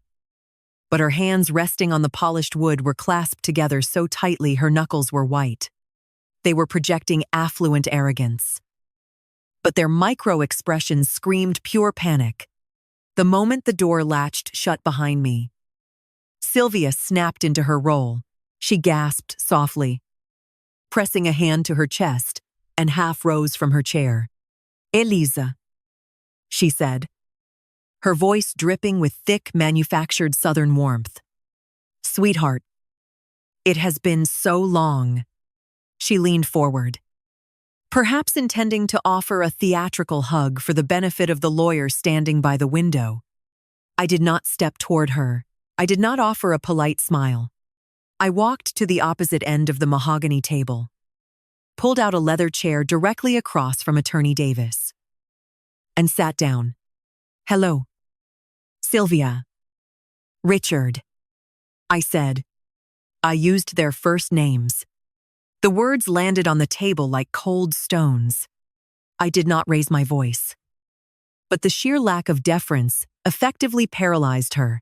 Sylvia froze halfway out of her seat. She blinked, the warmth draining from her eyes, and slowly sank back into her chair. She quickly recovered, pasting the synthetic smile back onto her face. She looked at Attorney Davis, then back at me, playing the part of the gracious, forgiving matriarch. "We are just so relieved you finally reached out," Sylvia said, rewriting history in real time. "Your father and I were saying on the drive over that it is time to put the past behind us. We wanted to give you your space these last few years. Let you work through whatever you needed to work through. But at the end of the day, family is family. We are just glad you are ready to do the right thing." She framed my 3-year absence as a temper tantrum they had patiently endured. She framed my arrival as a surrender. I did not argue with her fiction. I did not defend my mental health. I simply placed my manila folder on the table and carefully aligned the edges parallel to the wood grain. I gave them just enough rope to keep talking. Richard leaned forward, sensing the awkward silence. He deployed his banker voice. It was a rich, booming baritone he had cultivated over decades in the insurance industry. Growing up, that voice meant the debate was over.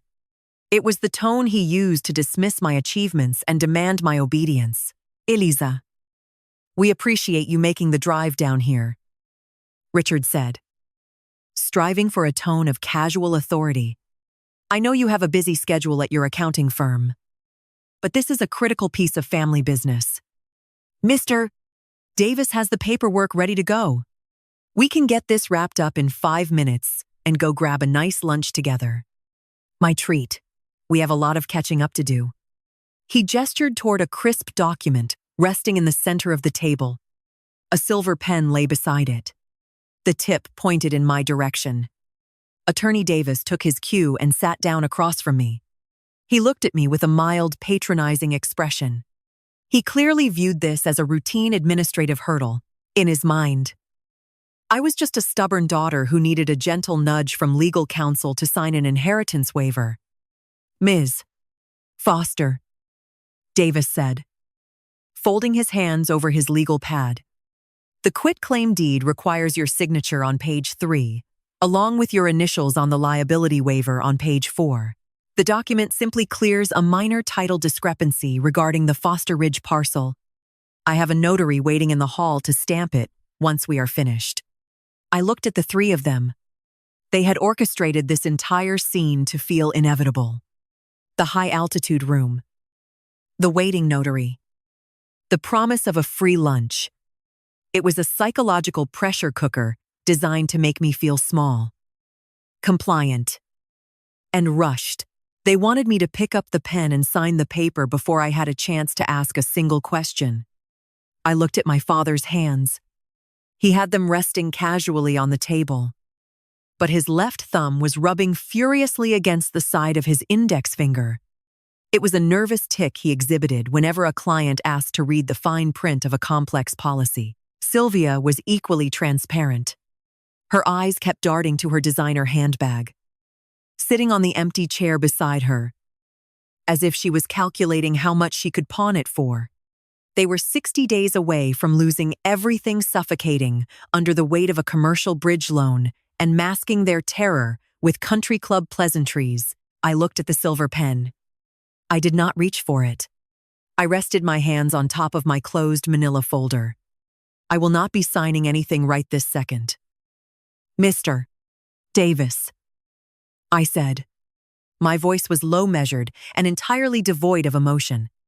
Richard's thumb stopped moving. The jovial, authoritative mask slipped for a fraction of a second, revealing a flash of raw irritation. He hated being stalled. Eliza, my father warned, his tone dropping an octave, abandoning the pleasantries. We discussed this. The developers need the title cleared by Friday. The transaction is already in motion. Do not make this harder than it needs to be. You discussed it. I corrected him, keeping my gaze locked on his face.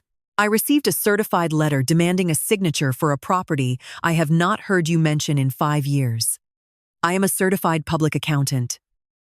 Richard, I do not sign legal instruments without understanding the underlying financial mechanics. Sylvia let out a long, exaggerated sigh. She looked at Attorney Davis with a practiced look of maternal exhaustion. Rolling her eyes just a fraction, she always makes things so difficult. Sylvia whispered, projecting her voice just enough to ensure the lawyer heard her. She always needs to drag things out for attention. I let the insult float in the quiet room. 3 years ago, a comment like that would have made my chest tighten. I would have felt the desperate urge to defend my character and prove my worth. Now, it just sounded pathetic. It was the desperate flailing of a woman who had run out of ammunition and did not even realize the war was already over. I did not break eye contact with my father. I leaned back in my leather chair, projecting the relaxed confidence of someone who holds all the cards.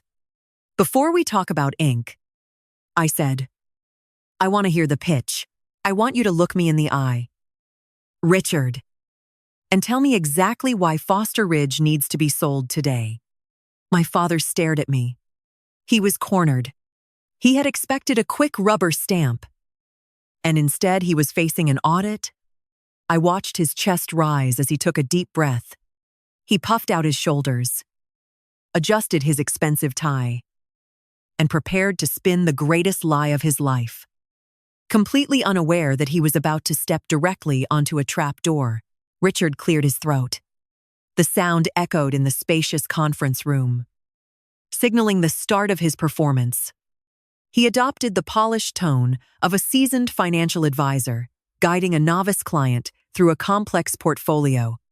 He told me that holding on to raw, undeveloped land in the current economic climate was a fool's errand. He spoke of rising property taxes, liability concerns, and the unpredictable nature of the commercial real estate market.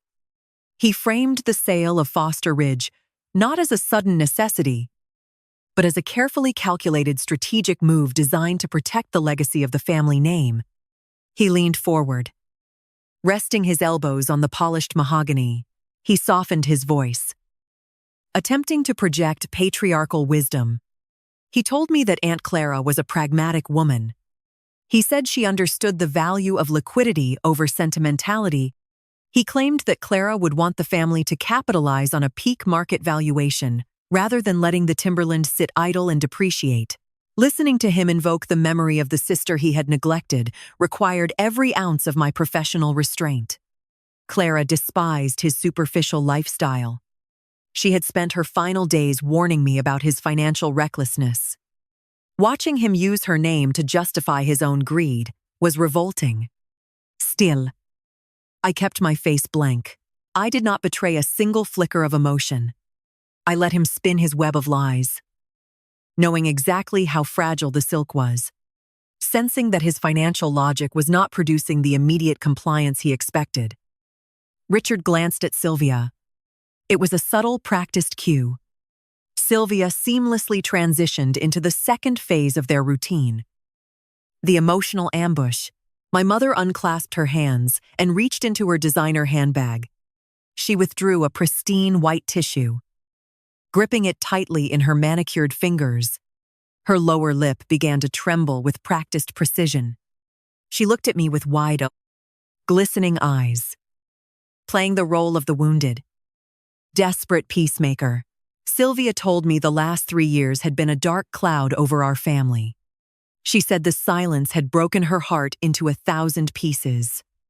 She reached her hand across the wide table, stretching her fingers toward my closed folder. Though she did not quite touch it, she told me that signing the quitclaim deed was about more than just a piece of land. She framed it as a symbolic gesture, a bridge back to the family. She said, if we could just get past this administrative hurdle, we could start the healing process. We could go back to being a family. She promised me a fresh start. She let a single tear spill over her eyelashes.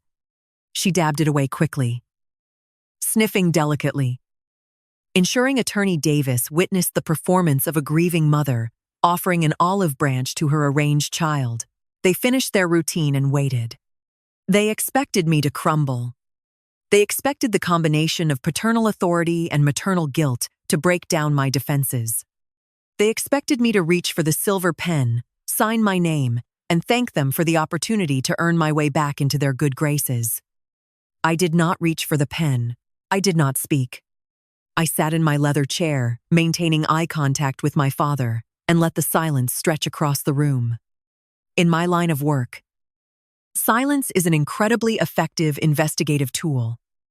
When you are auditing a company and you uncover a discrepancy, you do not immediately accuse the executive of fraud.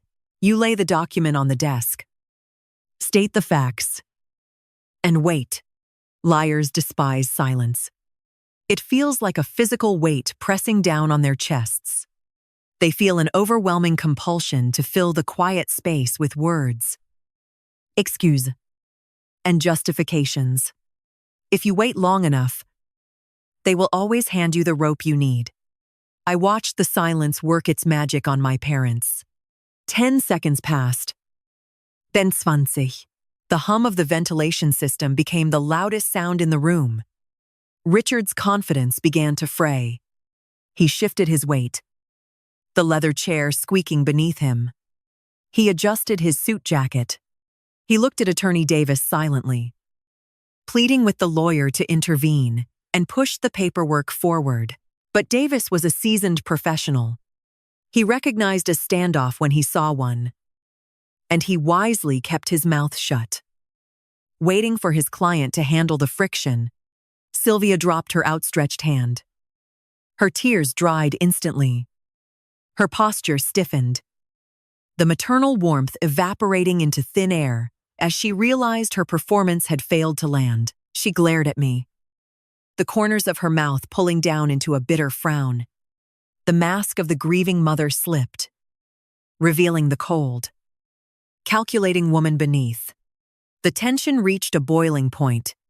Richard opened his mouth to issue a demand. He was preparing to drop the pleasantries and revert to his true nature. Before he could utter a single syllable, a sharp, frantic vibration shattered the quiet room. It was Richard's cell phone resting face up on the table next to his legal pad. The device buzzed loudly, skittering a fraction of an inch across the polished wood. Then it buzzed again and again. It was a relentless succession of text messages. The bright screen illuminated, casting a harsh blue glow over my father's rigid face. Richard lunged for the phone, his hand moving with a jerky, panicked desperation, but he was not fast enough. From where I sat, the font size on his screen was large enough to read the bold notification banners lighting up the display. The texts were from Nolan. The preview banners flashed across the glass in rapid-fire succession. The bank just called. They are freezing the operating accounts. Dad, answer the phone. They are calling in the loan. Richard flipped the device face down, slamming it against the mahogany with a sharp crack. His breathing grew shallow and ragged. A thin sheen of perspiration appeared on his forehead, the illusion of the calm, wealthy patriarch managing a routine estate transfer vanished. He looked like a man standing on the tracks, watching a freight train barrel toward him. Sylvia stared at the overturned phone, her face pale, her breathing shallow. She knew exactly what those frantic vibrations meant. The walls of their financial house of cards were caving in right there in the conference room. Nolan's business was collapsing in real time, and the blast radius was going to take their Brentwood home down with it. I folded my hands on top of my manila folder. I looked at the two terrified people sitting across from me. They had spent my entire life prioritizing the golden child, funding his delusions, and pushing me aside. They had sacrificed my graduation, insulted my husband, and slandered my name just to protect Nolan. Now, the bill had arrived, and there was nowhere left to hide. I broke the silence. My voice was calm, steady, and loud enough to ensure the attorney heard every word. You sit there and talk about healing, I said, directing my gaze at Sylvia, then shifting it to Richard. You invoke Aunt Clara's memory. You claim this is about moving forward as a family. I leaned forward, resting my forearms on the table, closing the physical distance between us. I have been sitting in this chair for 20 minutes. I continued, and neither of you has asked me a single personal question. You did not ask how my accounting firm is doing. You did not ask if Jack and I are healthy. You did not ask how I have been spending the last 3 years of my life. Richard swallowed hard, his Adam's apple bobbing. He kept his hand firmly pressed over his silenced phone, as if physical pressure could stop the impending bankruptcy.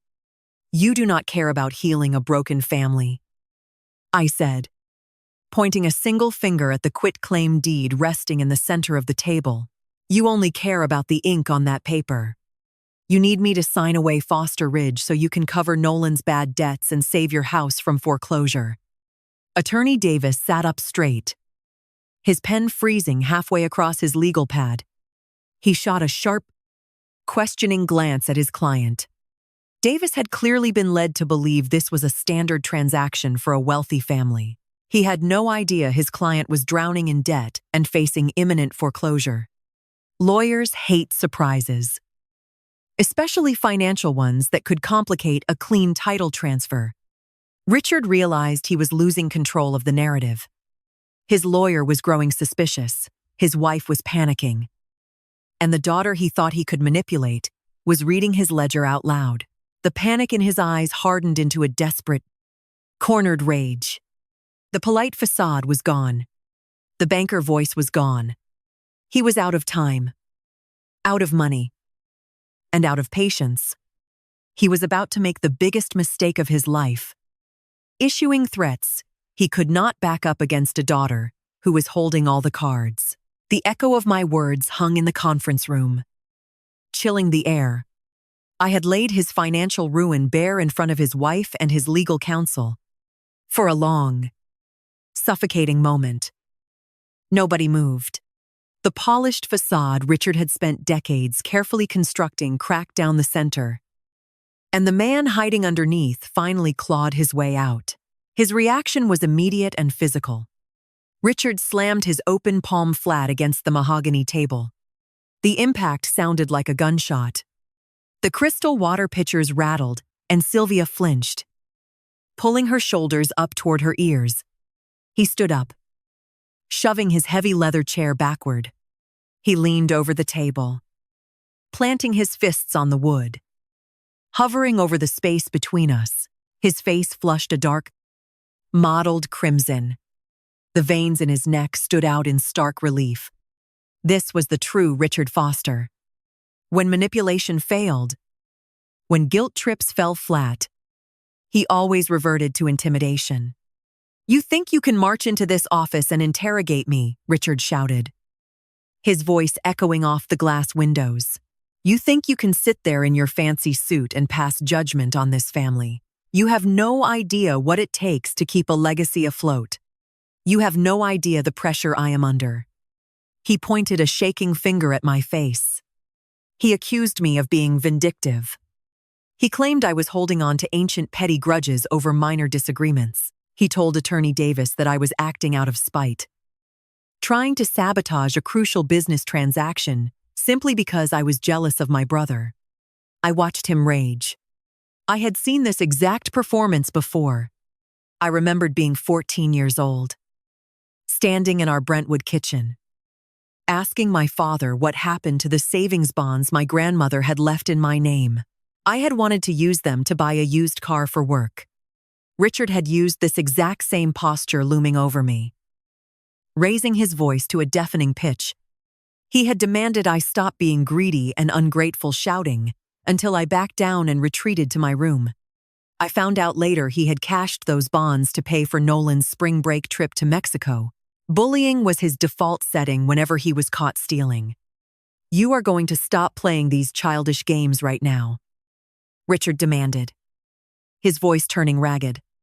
"You are going to pick up that pen. You are going to sign the deed. And you are going to do your duty. If you think you can hold my property hostage just to punish me, you are sorely mistaken." Sylvia nodded vigorously, emboldened by his aggression. She dropped the weeping mother act entirely. She crossed her arms over her chest and glared at me. She told me I was being ridiculous. She said dragging the family name through the mud over a simple clerical error was shameful. They were trying to drown out the truth with sheer volume. They wanted to make the room so loud, so uncomfortable, and so hostile that I would capitulate just to escape the conflict. Attorney Davis decided he had seen enough. Up until this point, Davis had been a silent observer. But watching his client lose control of the room was bad for business. Davis misread the dynamic entirely. He did not see a desperate man trying to cover up a looming foreclosure. He saw a wealthy executive trying to close a lucrative land deal being held up by a bitter, estranged daughter who wanted to extract an emotional toll. Davis stepped forward, positioning himself near the head of the table. He adjusted the cuffs of his bespoke suit, projecting calm clinical authority. He wanted to end the emotional theater and bring the conversation back to hard legal realities. He picked up the quitclaim deed and slid it across the smooth wood. The paper glided to a stop inches from my folder. He picked up the silver cylinder and placed it gently on top of the document. "Let us bring the temperature down and speak practically, Ms. Foster," Davis said. His tone was smooth, measured and dripping with condescension. He spoke to me the way a teacher speaks to a slow, stubborn child. He rested his hands on the back of his chair. He told me he understood family dynamics could be complicated. He said emotions often run high during estate transfers. But the law does not care about hurt feelings. The law cares about established precedent and rightful ownership. Your father is the sole surviving heir of the Clara Foster estate, Davis explained, stating a fatal lie as if it were an undeniable fact. This property belongs to him. The title insurance underwriters flagged a minor chain of title discrepancy. It is a clerical hurdle. Nothing more. We asked for your signature as a courtesy to expedite the closing process with the commercial developer. I did not break eye contact with the lawyer. I let him continue digging the grave. Davis interpreted my silence as hesitation. He decided to apply the leverage. He leaned forward, dropping his voice into a stern warning register. "If you refuse to sign that document today," Davis said, "you will leave us with no alternative. I will file a quiet title lawsuit in the county court tomorrow morning. We will bring this matter before a judge. The court will review the inheritance statutes, recognize your father's rightful claim to the estate, and issue a decree forcing the transfer." He paused, letting the threat hang in the air. Then he tightened the screws. "But a lawsuit takes time," Davis continued. "It causes delays. Delays cost my client money. If you force us to litigate this, I will not just sue you to clear the title. I will sue you for damages. I will sue you for tortious interference with a commercial contract. I will petition the court to hold you personally liable for every dollar of revenue lost if this developer walks away." Richard slowly sat back down in his heavy leather chair. His breathing was still heavy, but a dark, triumphant smirk began to form on his face. He watched his high-priced attorney deliver the exact kind of ruthless intimidation he had paid for. Davis was not finished. He wanted to ensure I understood the personal cost of defying them. "Litigation is expensive, Miss Foster," Davis warned. "It is grueling.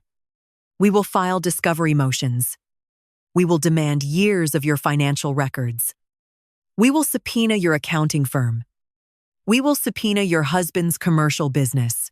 We will depose your colleagues and your clients. We will tie your assets up in legal red tape for the next 5 years. You might have built a nice little life for yourself out in the suburbs. But I promise you, you do not have the capital to fight a protracted legal war against this firm." He tapped his index finger against the silver pen resting on the deed. "You can sign the paper today and walk out of here with your life intact," Davis concluded. "Or you can refuse. And we will spend the next half-decade dismantling everything you and your husband have built. The choice is yours." The arrogance in the room reached a staggering peak. Sylvia looked at me with a smug, satisfied expression. She believed the threat of exposing Jack's business to a grueling legal battle would be my breaking point. She knew I protected my husband fiercely, and she thought Davis had just found the ultimate leverage to force my hand. Richard folded his arms across his chest. He looked like a king who had just crushed a minor rebellion. He believed he had successfully cornered the scapegoat. He thought the threat of endless court dates, financial ruin, and public embarrassment had trapped me. They thought they held all the power because they believed the narrative Richard had provided. Richard lied to his wife about his debts. He lied to his lawyer about the inheritance. He built his entire strategy on the assumption that Foster Ridge was his property by birthright. And I was just an annoyance standing in the way of his payday. I sat in my chair absorbing the threats. I registered the promise to subpoena my firm. I registered the threat to drag Jack's commercial fleet into a courtroom. I noted the supreme confidence in the lawyer's voice as he threatened to sue me for tortious interference. I looked at the silver pen resting on top of the quitclaim deed. Then I looked up Attorney Davis. He was a smart man. He was a ruthless litigator. But he had made the fatal mistake of taking Richard Foster's word as gospel without verifying the underlying documents. He had just threatened to sue the legal owner of a property for refusing to hand it over to a man who was facing imminent foreclosure. I reached out and picked up the silver pen. Richard's smirk widened. Sylvia let out a soft, victorious breath. Attorney Davis offered a tight professional nod. Assuming he had successfully bullied a frightened daughter into submission, I held the pen in my right hand. With my left hand, I reached for the thick manila folder resting in front of me. The time for observation was over. The trap had been primed. The threats had been recorded. And the antagonists had proudly stepped directly onto the center of the snare. I held the silver pen suspended in the air. Across the mahogany table, Richard exhaled a breath he had been holding. His rigid shoulders dropped an inch. Sylvia settled back into her chair, her posture relaxing as the tension bled out of her frame. Attorney Davis offered a tight, approving nod. Assuming his aggressive litigation threats had successfully bullied a frightened daughter into submission, they all thought the war was over. They thought the strong, low-maintenance child was about to do her duty and sweep their financial disaster under the rug. I lowered my hand, bypassed the quitclaim deed entirely, and placed the silver pen neatly on the edge of the table. Then I opened my manila folder. I peeled back the heavy cover and extracted the top document. The thick bond paper rustled in the quiet room. I did not look at my parents. I looked directly at William Davis. I extended my arm and slid the paper across the polished wood. It glided smoothly, coming to a stop right next to his unexecuted quitclaim deed. "Mr. Davis," I said, my voice maintaining the calm clinical cadence of a boardroom presentation. "Before you draft those lawsuits, before you subpoena my accounting firm, and before you drag my husband's commercial fleet into a courtroom, I highly recommend you review the chain of title you are attempting to clear." Davis frowned. The patronizing confidence in his eyes flickered, replaced by the sharp, instinctive caution of a seasoned lawyer encountering an unexpected variable. He reached out and picked up the document. I watched his eyes scan the bold header. I watched his gaze track down the page to the official county filing stamps, the dates, and the notary seals. That is a certified notarized copy of an irrevocable trust deed, I explained, keeping my tone perfectly level. It was executed by Clara Foster and filed with the Williamson County Clerk exactly 5 years ago, well before her passing. The silence that swallowed the conference room was profound. The faint hum of the central air conditioning suddenly sounded like a jet engine. I kept my eyes on the attorney, walking him through the legal reality of the paperwork he was holding. I wanted to ensure there was no room for misinterpretation. As you know, Mr. Davis placing an asset into an irrevocable trust prior to death removes that asset from the deedant's taxable estate. I said Foster Ridge never entered probate. Richard did not inherit it as the next of kin. He never owned a single square inch of that timberland. Clara transferred the acreage directly into this trust, naming me as the sole and exclusive beneficiary. The trust is currently managed by her personal attorney, Thomas Caldwell. I turned my head and looked at my father. Richard was frozen. The triumphant smirk had vanished, replaced by a look of hollow, uncomprehending shock. He stared at the document in Davis's hands as if it were a venomous snake. His brain was struggling to process the data I had just introduced into the room. For 5 years, he had operated under the assumption that the 40 acres of prime Tennessee timberland belonged to him by birthright. He had bragged about it on the golf course. He had used it to project wealth he did not possess. "You cannot sell what you do not own." "Richard," I told him, "you engaged a prestigious law firm to facilitate a fraudulent sale. You promised a regional developer a 40-acre tract of land you have no legal right to convey." The color drained from his face in a matter of seconds. The healthy, flushed complexion of the affluent insurance broker turned a sickly ash and gray. His mouth opened slightly, but no sound came out. He was doing the math. I knew exactly what was racing through his mind because I had already audited his public records. The $1.2 million offer from the developer was not just a theoretical windfall. It was his only lifeline.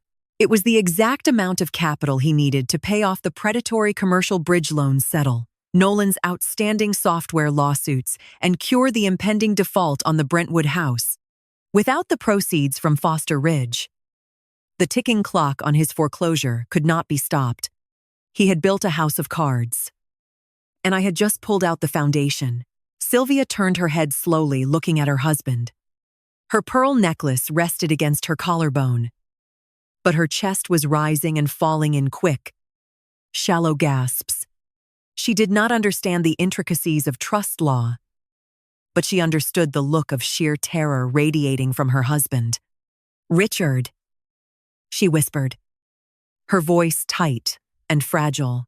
"Richard, what is she talking about? Tell her she is wrong.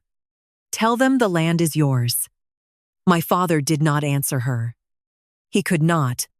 He reached out with a trembling hand, attempting to pull the trusted away from his lawyer. Davis pulled it back out of Richard's reach, keeping his eyes glued to the text. The attorney was no longer acting as a united front with his client. The dynamic at their end of the table had fractured.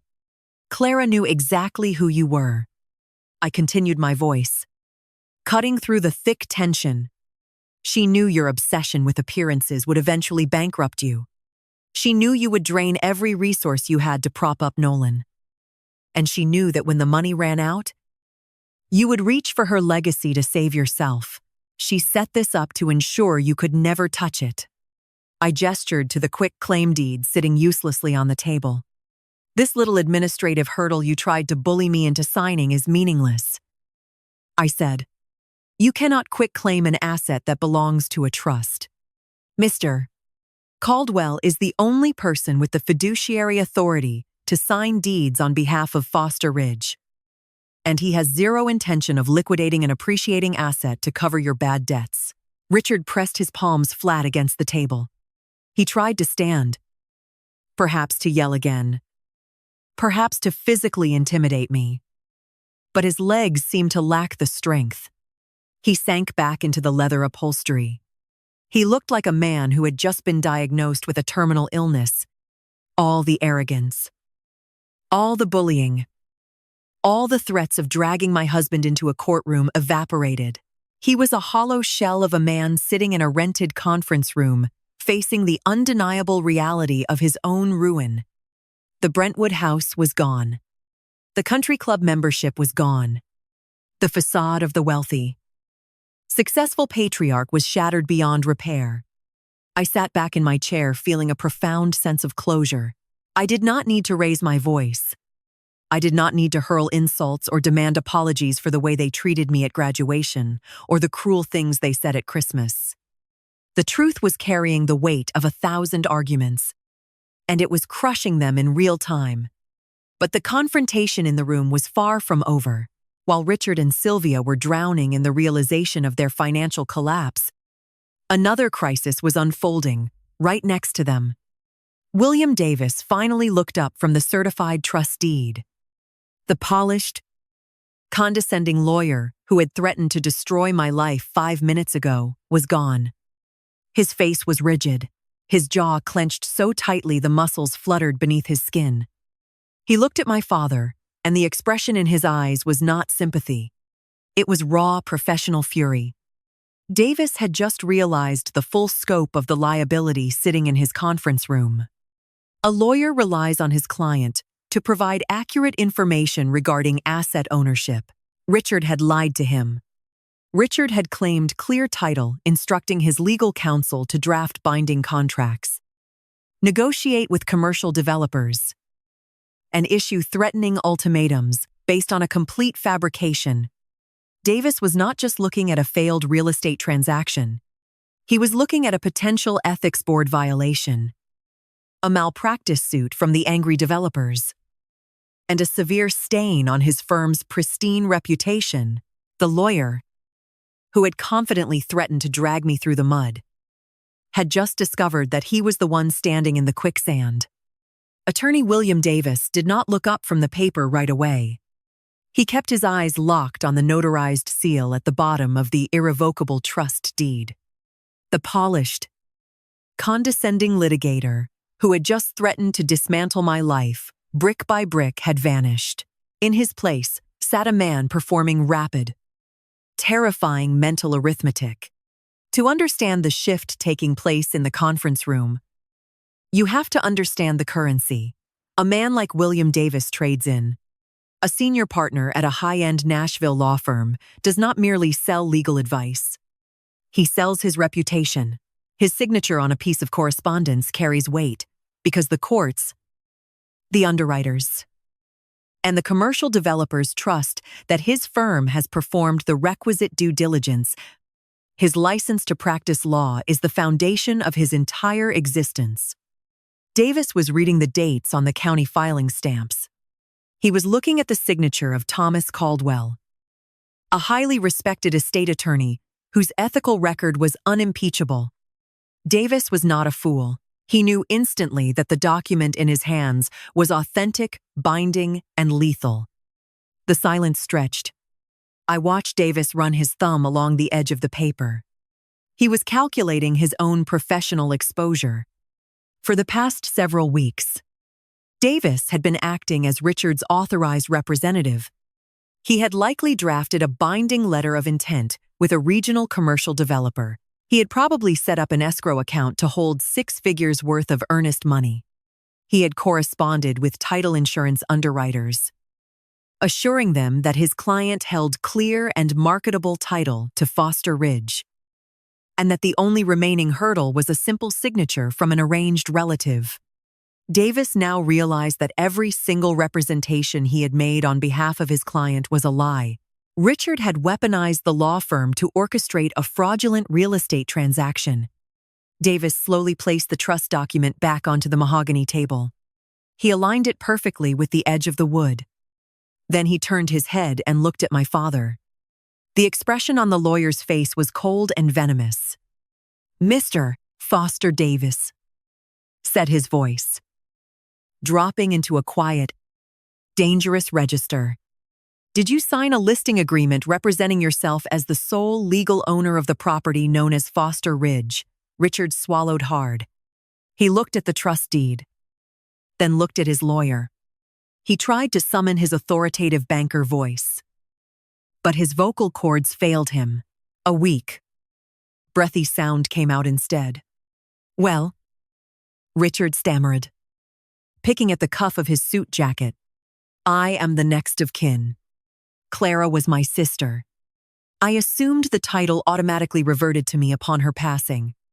The county never sent me a notice stating otherwise. It was a logical assumption." A logical assumption.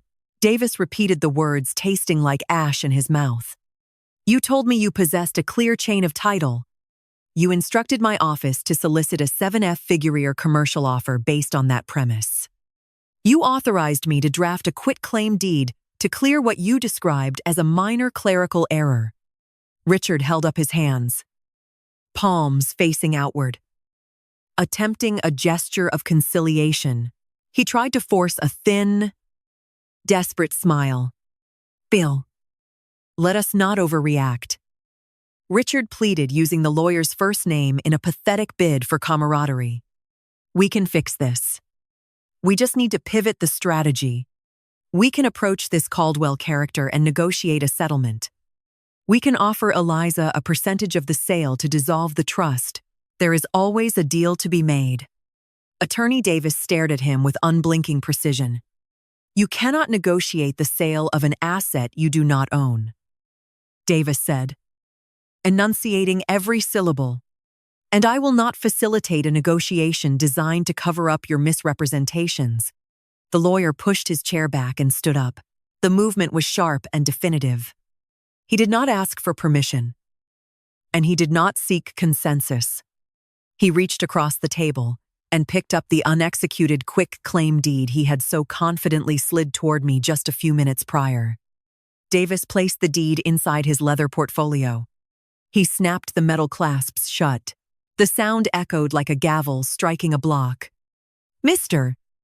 Foster Davis," said, looking down at my father. "Effective immediately. The law firm of Davis & Associates is terminating our representation of you in this matter. We will not proceed with the commercial transaction. We will notify the developer's legal counsel that the deal is dead due to a failure to produce marketable title. We will return their earnest money in full before the close of business today." Sylvia let out a sharp gasp. She reached out and grabbed Richard's forearm, her fingernails digging into the fabric of his suit. "You cannot just abandon us," Sylvia whispered, her voice trembling. "We paid you a retainer. You are supposed to protect our family." Davis looked at my mother with clinical detachment. "My professional obligation is to the law." "Mrs. Foster," Davis replied, "your husband induced my firm to present fraudulent claims to a commercial entity. If I continue to represent you after discovering this discrepancy, I risk severe sanctions from the State Ethics Board, not to mention a malpractice lawsuit that could run into the millions. My firm will refund the unearned portion of your retainer by mail." He turned his attention to me. The condescension was entirely gone. He offered a curt, formal nod. "Ms. Foster," Davis said, "I apologize for the tone of our earlier conversation. I was operating under a set of facts provided by my client that have proven to be entirely false. You will not hear from my office regarding this property again." I nodded in acknowledgement. I did not gloat. I simply watched the professional machinery dismantle my father. Davis picked up his leather portfolio. He turned his back on the table and walked toward the heavy oak door. His footsteps were brisk and purposeful. He did not look back. He opened the door, stepped out into the frosted glass corridor, and let the door swing shut behind him. The latch clicked. The sound signaled the total collapse of my father's legal shield. Richard sat frozen in his chair. His chest heaved with shallow, uneven breaths. He looked at the empty space where his high-priced attorney had been standing just seconds before. The realization of his vulnerability washed over him. He was sitting in a rented conference room, stripped of his legal counsel, stripped of his leverage, and stripped of the inheritance he thought would save his life. Sylvia began to cry. It was not the theatrical, calculated weeping she had performed earlier. These were genuine tears of terror. The country club facade was gone. The luxury cars, the catered dinners, the pristine reputation among her affluent peers, all of it was tied to the Brentwood house. And the Brentwood house was tied to the bridge loan. Without the lawyer, without the developer, and without the land, there was no miracle rescue coming. Sylvia sobbed, her hands shaking as she held them over her face. "What are we going to do? The bank is going to take the house. Everyone is going to know." My father did not comfort her. He did not reach out to hold her hand. He stared blankly at the mahogany grain of the table.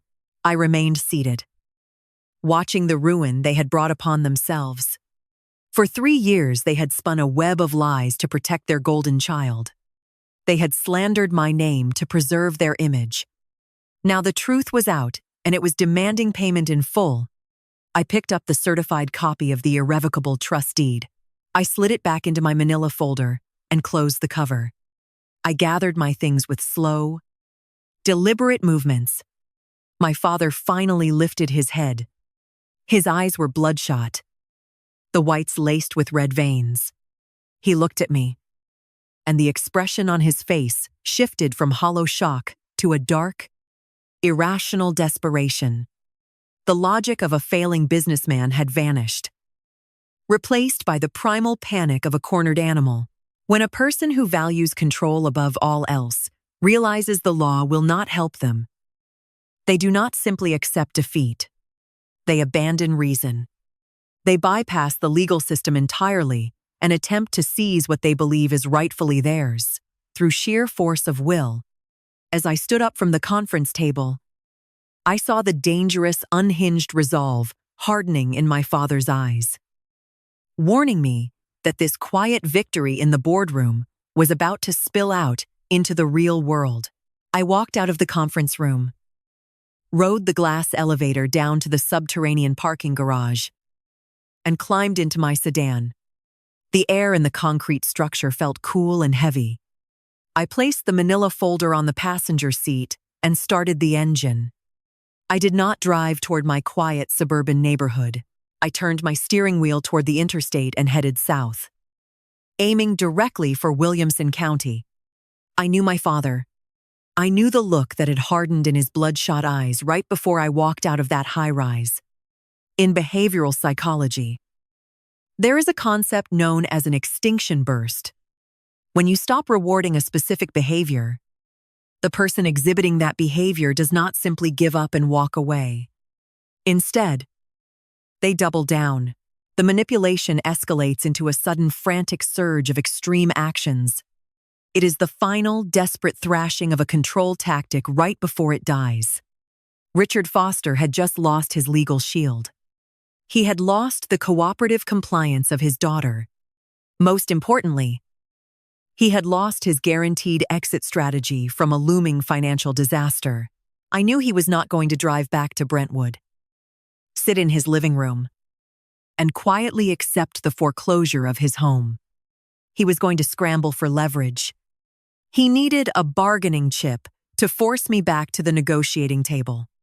If he could not possess the legal title to Foster Ridge, he would attempt to possess the physical dirt. I connected my phone to the Bluetooth speaker and called Thomas Caldwell. The veteran estate attorney answered with his usual growly calm. I explained what had just transpired in Attorney Davis's office. I described the unhinged desperation radiating from my father. I told Mr. Caldwell that I believed Richard was heading straight for the timberland to stage a physical occupation. Mr. Caldwell listened intently. He did not question my judgment. He understood the volatile nature of men who are backed into corners. He told me he would contact the Williamson County Sheriff's Office to request a deputy to accompany him for a civil standby and meet me at the property line. The drive took 45 minutes. I navigated away from the concrete sprawl of Nashville and out into the rolling green hills of the Tennessee countryside. The transition from urban density to rural quiet always felt like a deep breath. Foster Ridge sits along a 2-lane state highway. It is a breathtaking expanse of old-growth oak trees, sweeping native grass, and a pristine freshwater creek that borders the western edge. Aunt Clara had preserved it flawlessly, refusing to let developers carve it into sterile subdivisions. I pulled my sedan onto the wide gravel shoulder near the rusted iron gate that marked the main entrance to the acreage. I parked, turned off the engine, and waited. I did not have to wait long. Through the canopy of trees, I spotted the gleam of polished black paint about 100 yards down the dirt access road. My father's least luxury SUV was parked in the tall grass.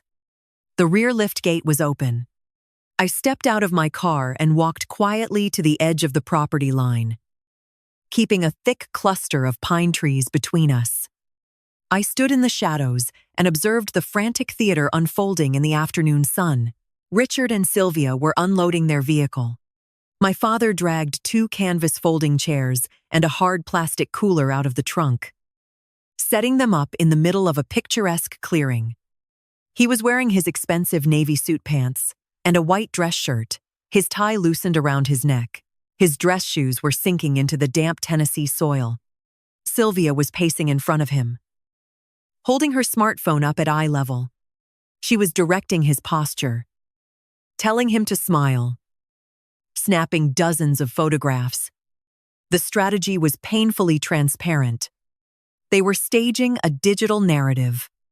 Sylvia planned to upload those photos to her social media accounts, tagging her affluent friends, portraying a serene afternoon spent on their beloved family estate. They were fabricating a public paper trail of occupation. In my father's frantic mind, this was a brilliant pivot. If he could not sell the land, he would occupy it. He would claim a bizarre pseudo-legal variation of squatters' rights. He believed that if he entrenched himself on the property and broadcasted his presence to the world, I would be too embarrassed to evict my own parents. He assumed the threat of a messy public civil dispute would intimidate me into offering him a cash settlement to leave. It was a strategy born of pure arrogance. He thought the rules of the real world functioned like the rules of his country club, where whoever told the loudest story won the argument. The crunch of tires on gravel broke the quiet ambiance of the woods. A black and white Williamson County Sheriff's cruiser pulled onto the shoulder, parking directly behind my sedan. A modest Silvertown car pulled in right behind the cruiser. Thomas Caldwell stepped out of the silver car. He wore a simple beige trench coat and carried a pristine leather portfolio. He looked like a man arriving to read a meter entirely devoid of ego or bluster. The sheriff's deputy stepped out of the cruiser. He was a tall, broad-shouldered man, wearing a crisp uniform and dark sunglasses. He rested his hand on his utility belt, exuding the blunt, unbothered authority of law enforcement. I walked out from the treeing and greeted Mr. Caldwell. He offered a polite nod, handed a stack of paperwork to the deputy, and gestured toward the luxury SUV parked down the access road. The 3 of us walked down the dirt path together. Richard heard the approaching footsteps. He turned away from Sylvia's camera lens, an irritated scowl forming on his face. When he registered the police uniform and the flashing blue lights reflecting off the trees near the highway, the scowl vanished. Sylvia lowered her phone. The manufactured smile melted off her face. My father puffed out his chest and took 2 steps forward, attempting to intercept the deputy before we reached the clearing. He shifted instantly into his good old boy routine, a tactic he used whenever he was pulled over for speeding. Officer Richard called out, projecting a hearty, unconcerned chuckle. There is no need for alarm. I am Richard Foster. This is my property. We are just having a little family misunderstanding today. My daughter here is a bit confused about some estate paperwork. The deputy did not smile. He did not return the chuckle. He stopped 6 feet away from my father. Unfolding the documents, Mr. Caldwell had provided. Are you Richard Foster? The deputy asked, his voice flat and authoritative. Yes, Richard replied, straightening his posture. Like I said, this is my land. We are just enjoying a quiet afternoon. The deputy looked down at the paperwork. This property belongs to an irrevocable trust managed by the attorney standing to my left. You are not listed as the property owner, a trustee, or a beneficiary. Richard opened his mouth, raising his index finger to launch into a convoluted explanation about probate law and next of kin rights. The deputy cut him off before he could form a single word. Sit. The deputy said, his tone dropping an octave, carrying the distinct weight of a command. The legal owner of this property has formally requested your removal. You are trespassing. My father's jaw went slack. The good old boy routine shattered against the cold, hard wall of the law. He looked at Mr. Powell. Caldwell, hoping to intimidate the older attorney. But Caldwell simply stared back with mild, unblinking indifference. Sylvia clutched her smartphone to her chest. She looked toward the state highway. 2 cars drove past. Slowing down to look at the police cruiser, with its lights flashing on the shoulder. Her affluent peers drove this highway on their way to the upscale boutiques in Franklin. The realization that she was standing in the dirt, being treated like a common trespasser in broad daylight, hit her like a physical blow. The public humiliation she dreaded more than anything else was happening in real time. The deputy handed Richard a carbon copy document.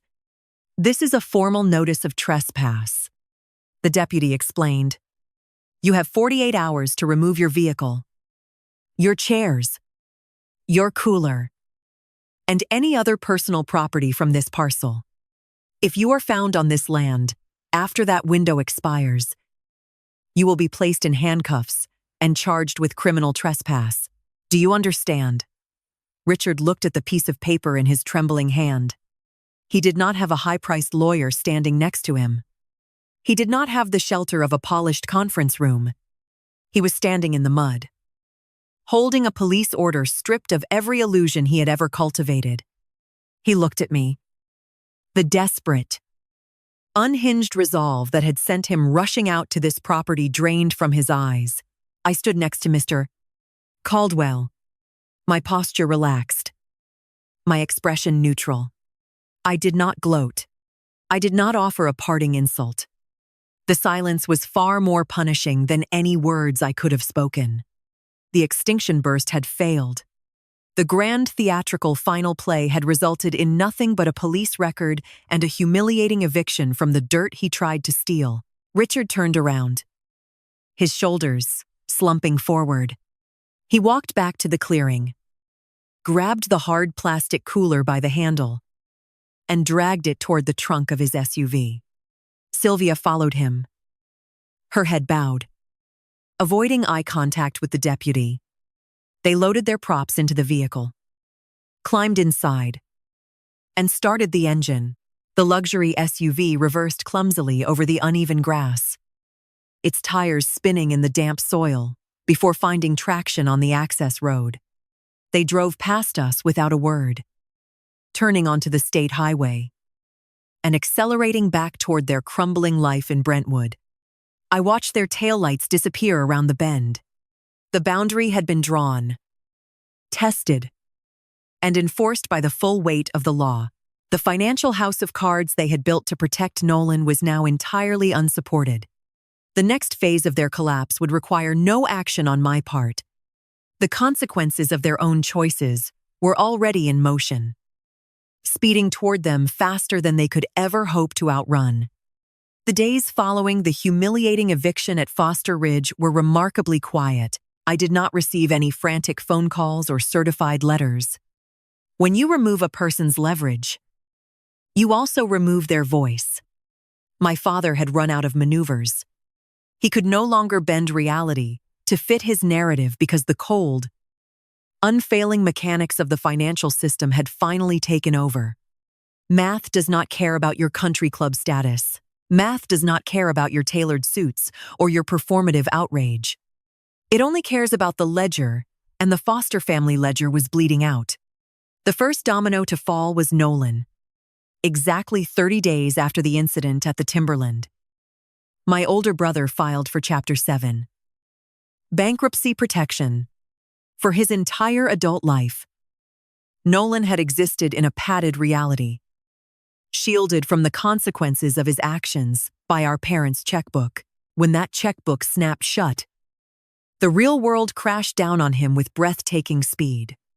Chapter 7 is a liquidation process. It is designed to strip a debtor down to the studs. The federal court appointed an independent trustee to examine his finances. The trustee did not care about Nolan's tech jargon or his grandiose visions. The trustee only saw unpaid software developers, a broken commercial lease, and phantom revenue projections. Nolan was forced to stand in a sterile federal building, raise his right hand, and admit under oath that his entire enterprise was a hollow shell. The designer furniture in his downtown apartment was repossessed. The luxury vehicle my father had leased for him was towed away in the middle of the night. For the first time in his 33 years, Nolan had to face a consequence that his parents could not buy him out of. He was forced to move out of the trendy Gulch neighborhood and into a cheap weekly rental complex on the outskirts of the city. He took a low-wage job answering phones for a local logistics company, clocking in and out like the blue-collar workers my father used to mock. Richard and Sylvia faced a much steeper cliff. The bank holding the commercial bridge loan ran out of patience. The 60-day cure period expired without a single dollar being transferred to the escrow account. In Tennessee, the foreclosure process is non-judicial. This means the lender does not have to drag you through a lengthy court battle to take your house. They simply file a notice of default and publish the impending sale in a local newspaper for 3 consecutive weeks. It is an efficient, ruthless administrative procedure designed to liquidate the asset as quickly as possible. That legal publication was the pin that popped my mother's carefully inflated social balloon. The Williamson County Herald is a modest publication, but it is read religiously by the exact demographic my parents sought to impress: real estate agents, local politicians, and country club board members all monitor the public notices section. On a crisp Tuesday morning, Richard and Sylvia Foster's names appeared in black and white ink. The notice detailed the original loan amount, the defaulted status, and the scheduled date for the public auction on the courthouse steps. The news hit the Brentwood rumor mill like a shockwave. For 3 years, my mother had controlled the narrative.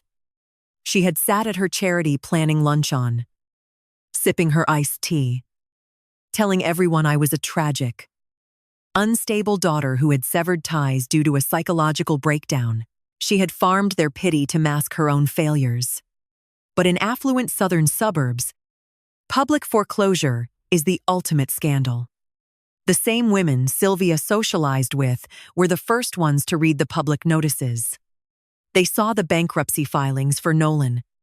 They saw the foreclosure for Richard. The math exposed the lie. The whisper campaign my parents had engineered against me reversed its polarity overnight. The affluent social circle did not need a formal explanation to understand what had actually happened. They put the pieces together. They realized my parents had bankrupted themselves funding a delusional son. They realized I had not walked away because I was unstable or controlled by my husband. I had walked away because I refused to be dragged down with their sinking ship. The auction took place on a rainy Thursday afternoon. A corporate real estate holding company purchased the Brentwood house for a fraction of its market value. My parents were given a strict timeline to vacate the premises. I did not drive over to watch it happen, but the details trickled back to me through the dense network of Nashville gossip. Sylvia had to hire a discount moving company. She stood in her driveway, watching strangers carry her expensive dining room table and her crystal wine glasses out to a rented box truck. The neighbors, the same people who used to attend her catered holiday parties, stayed inside their homes. They peered through their plantation shutters, watching the spectacle in silence. No one came outside to offer help. The pity my mother had harvested for years turned into harsh, unforgiving judgment. In wealthy circles, financial failure is treated like a contagious disease. Their friends stopped returning phone calls. The charity gala committees quietly removed Sylvia's name from their planning boards. Richard was forced to step down from his position at the insurance brokerage. He took an early unfunded retirement rather than facing the daily humiliation of working alongside his former peers who now knew the truth about his finances.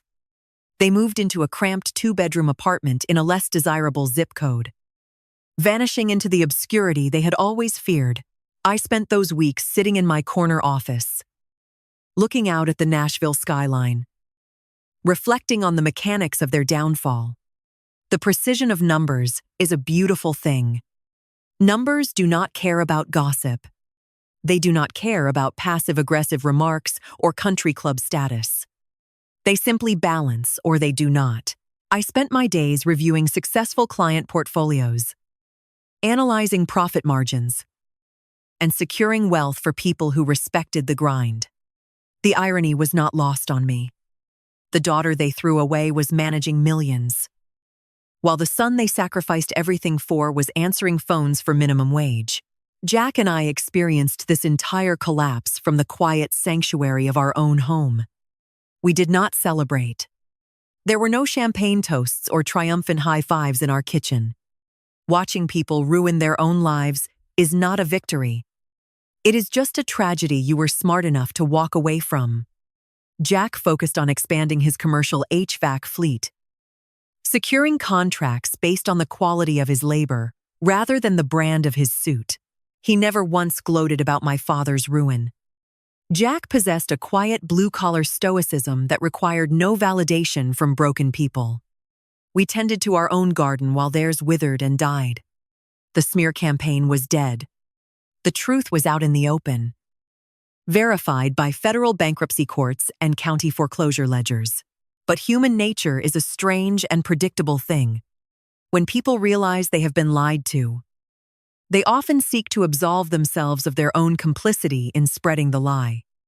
The extended family members and former friends who had shunned me for 3 years suddenly found their consciences. The silence that had protected my peace was about to be broken, presenting a brand new challenge about who gets to sit at my table now that the storm has passed. The phone calls began arriving on a Tuesday morning. The same aunts, uncles, and cousins who had treated me like a pariah for 36 months suddenly remembered my phone number. The public foreclosure notices and the bankruptcy filings had done the heavy lifting, shattering the illusion my parents had spent years carefully constructing. The extended family realized they had backed the wrong horse, and the scramble for absolution was swift.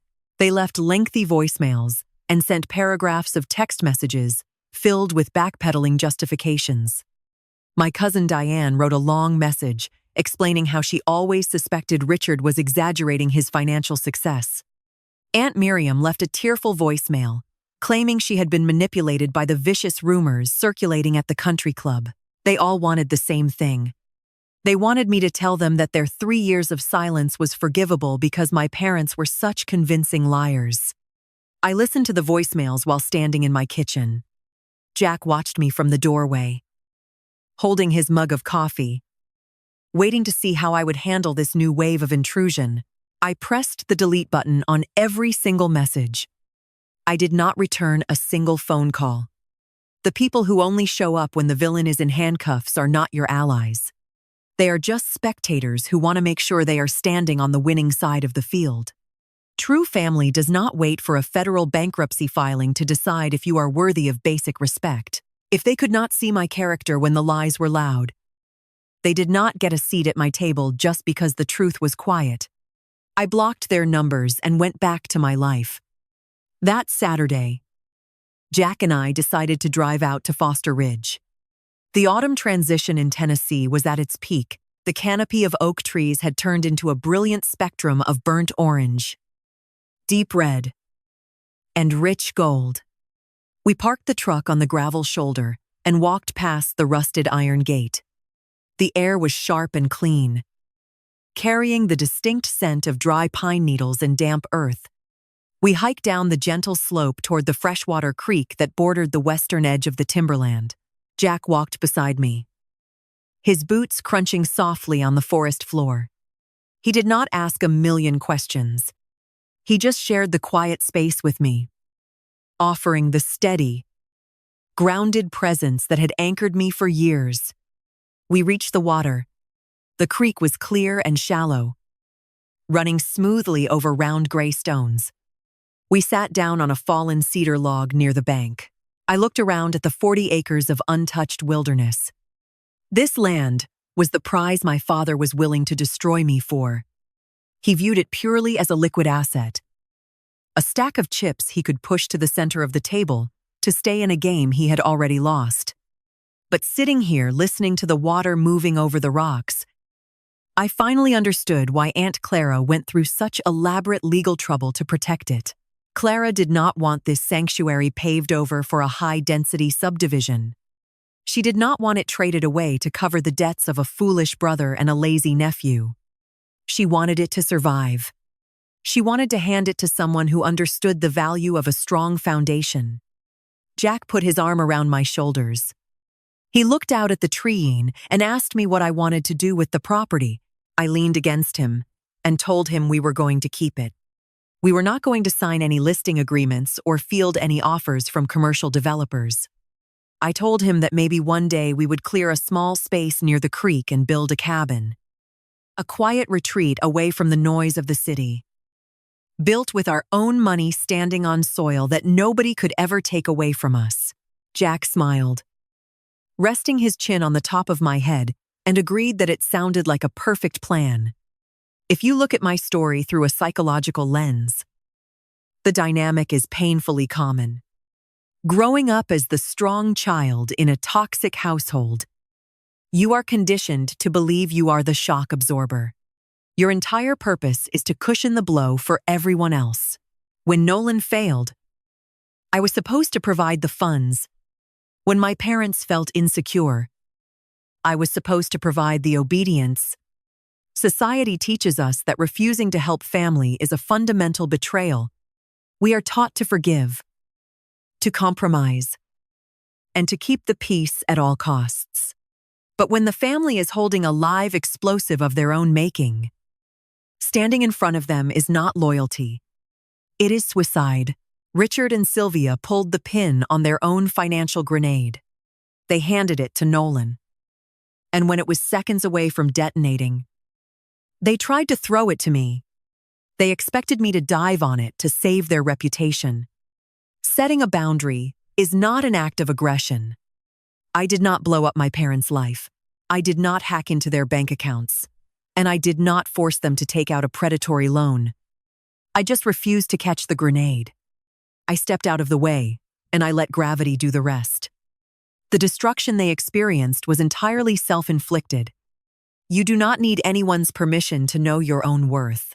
You have every right to set ironclad boundaries even with your parents, even with your siblings, even with people who share your blood. DNA is a biological fact, but family is a behavioral choice. True family consists of the people who celebrate your success, not the people who mine it for resources. True family is the husband who stands calmly by your side while your father insults him. True family is the aunt who secretly builds a legal fortress to protect you from the greed of her own brother. True family is the life you choose to build for yourself, far away from the people who only value you for what you can provide. My name is Eliza Foster. I am a 1-year-old accountant, a wife, and the sole owner of 40 acres of beautiful Tennessee timberland. My parents' lawyer sent me one document, hoping to strip me of my inheritance. Instead, he handed me the key to my freedom. Thank you for staying with me through this entire journey. If you made it this far, I hope you know that you are not obligated to set yourself on fire to keep someone else warm. If this story resonated with you, if you have ever had to walk away from people who tried to weaponize your independence, I want to hear from you. What is the hardest boundary you ever had to set, and how did your life change after you held your ground? Drop your story in the comments below. I read every single one of them. Do not forget to hit the subscribe button and click the notification bell so you never miss a new story. Check the description for links to more content about navigating difficult family dynamics and reclaiming your peace. Until next time, take care of yourself and never apologize for protecting your own foundation. Looking back at the painful years of silence and the sudden revealing chaos of that Nashville conference room, I realized the greatest inheritance I received was not the 40 acres of timberland. The true inheritance was the unwavering clarity that came from standing my ground. If you are listening to this and finding pieces of your own life in my words, there are 4 distinct lessons I want you to take away from my experience.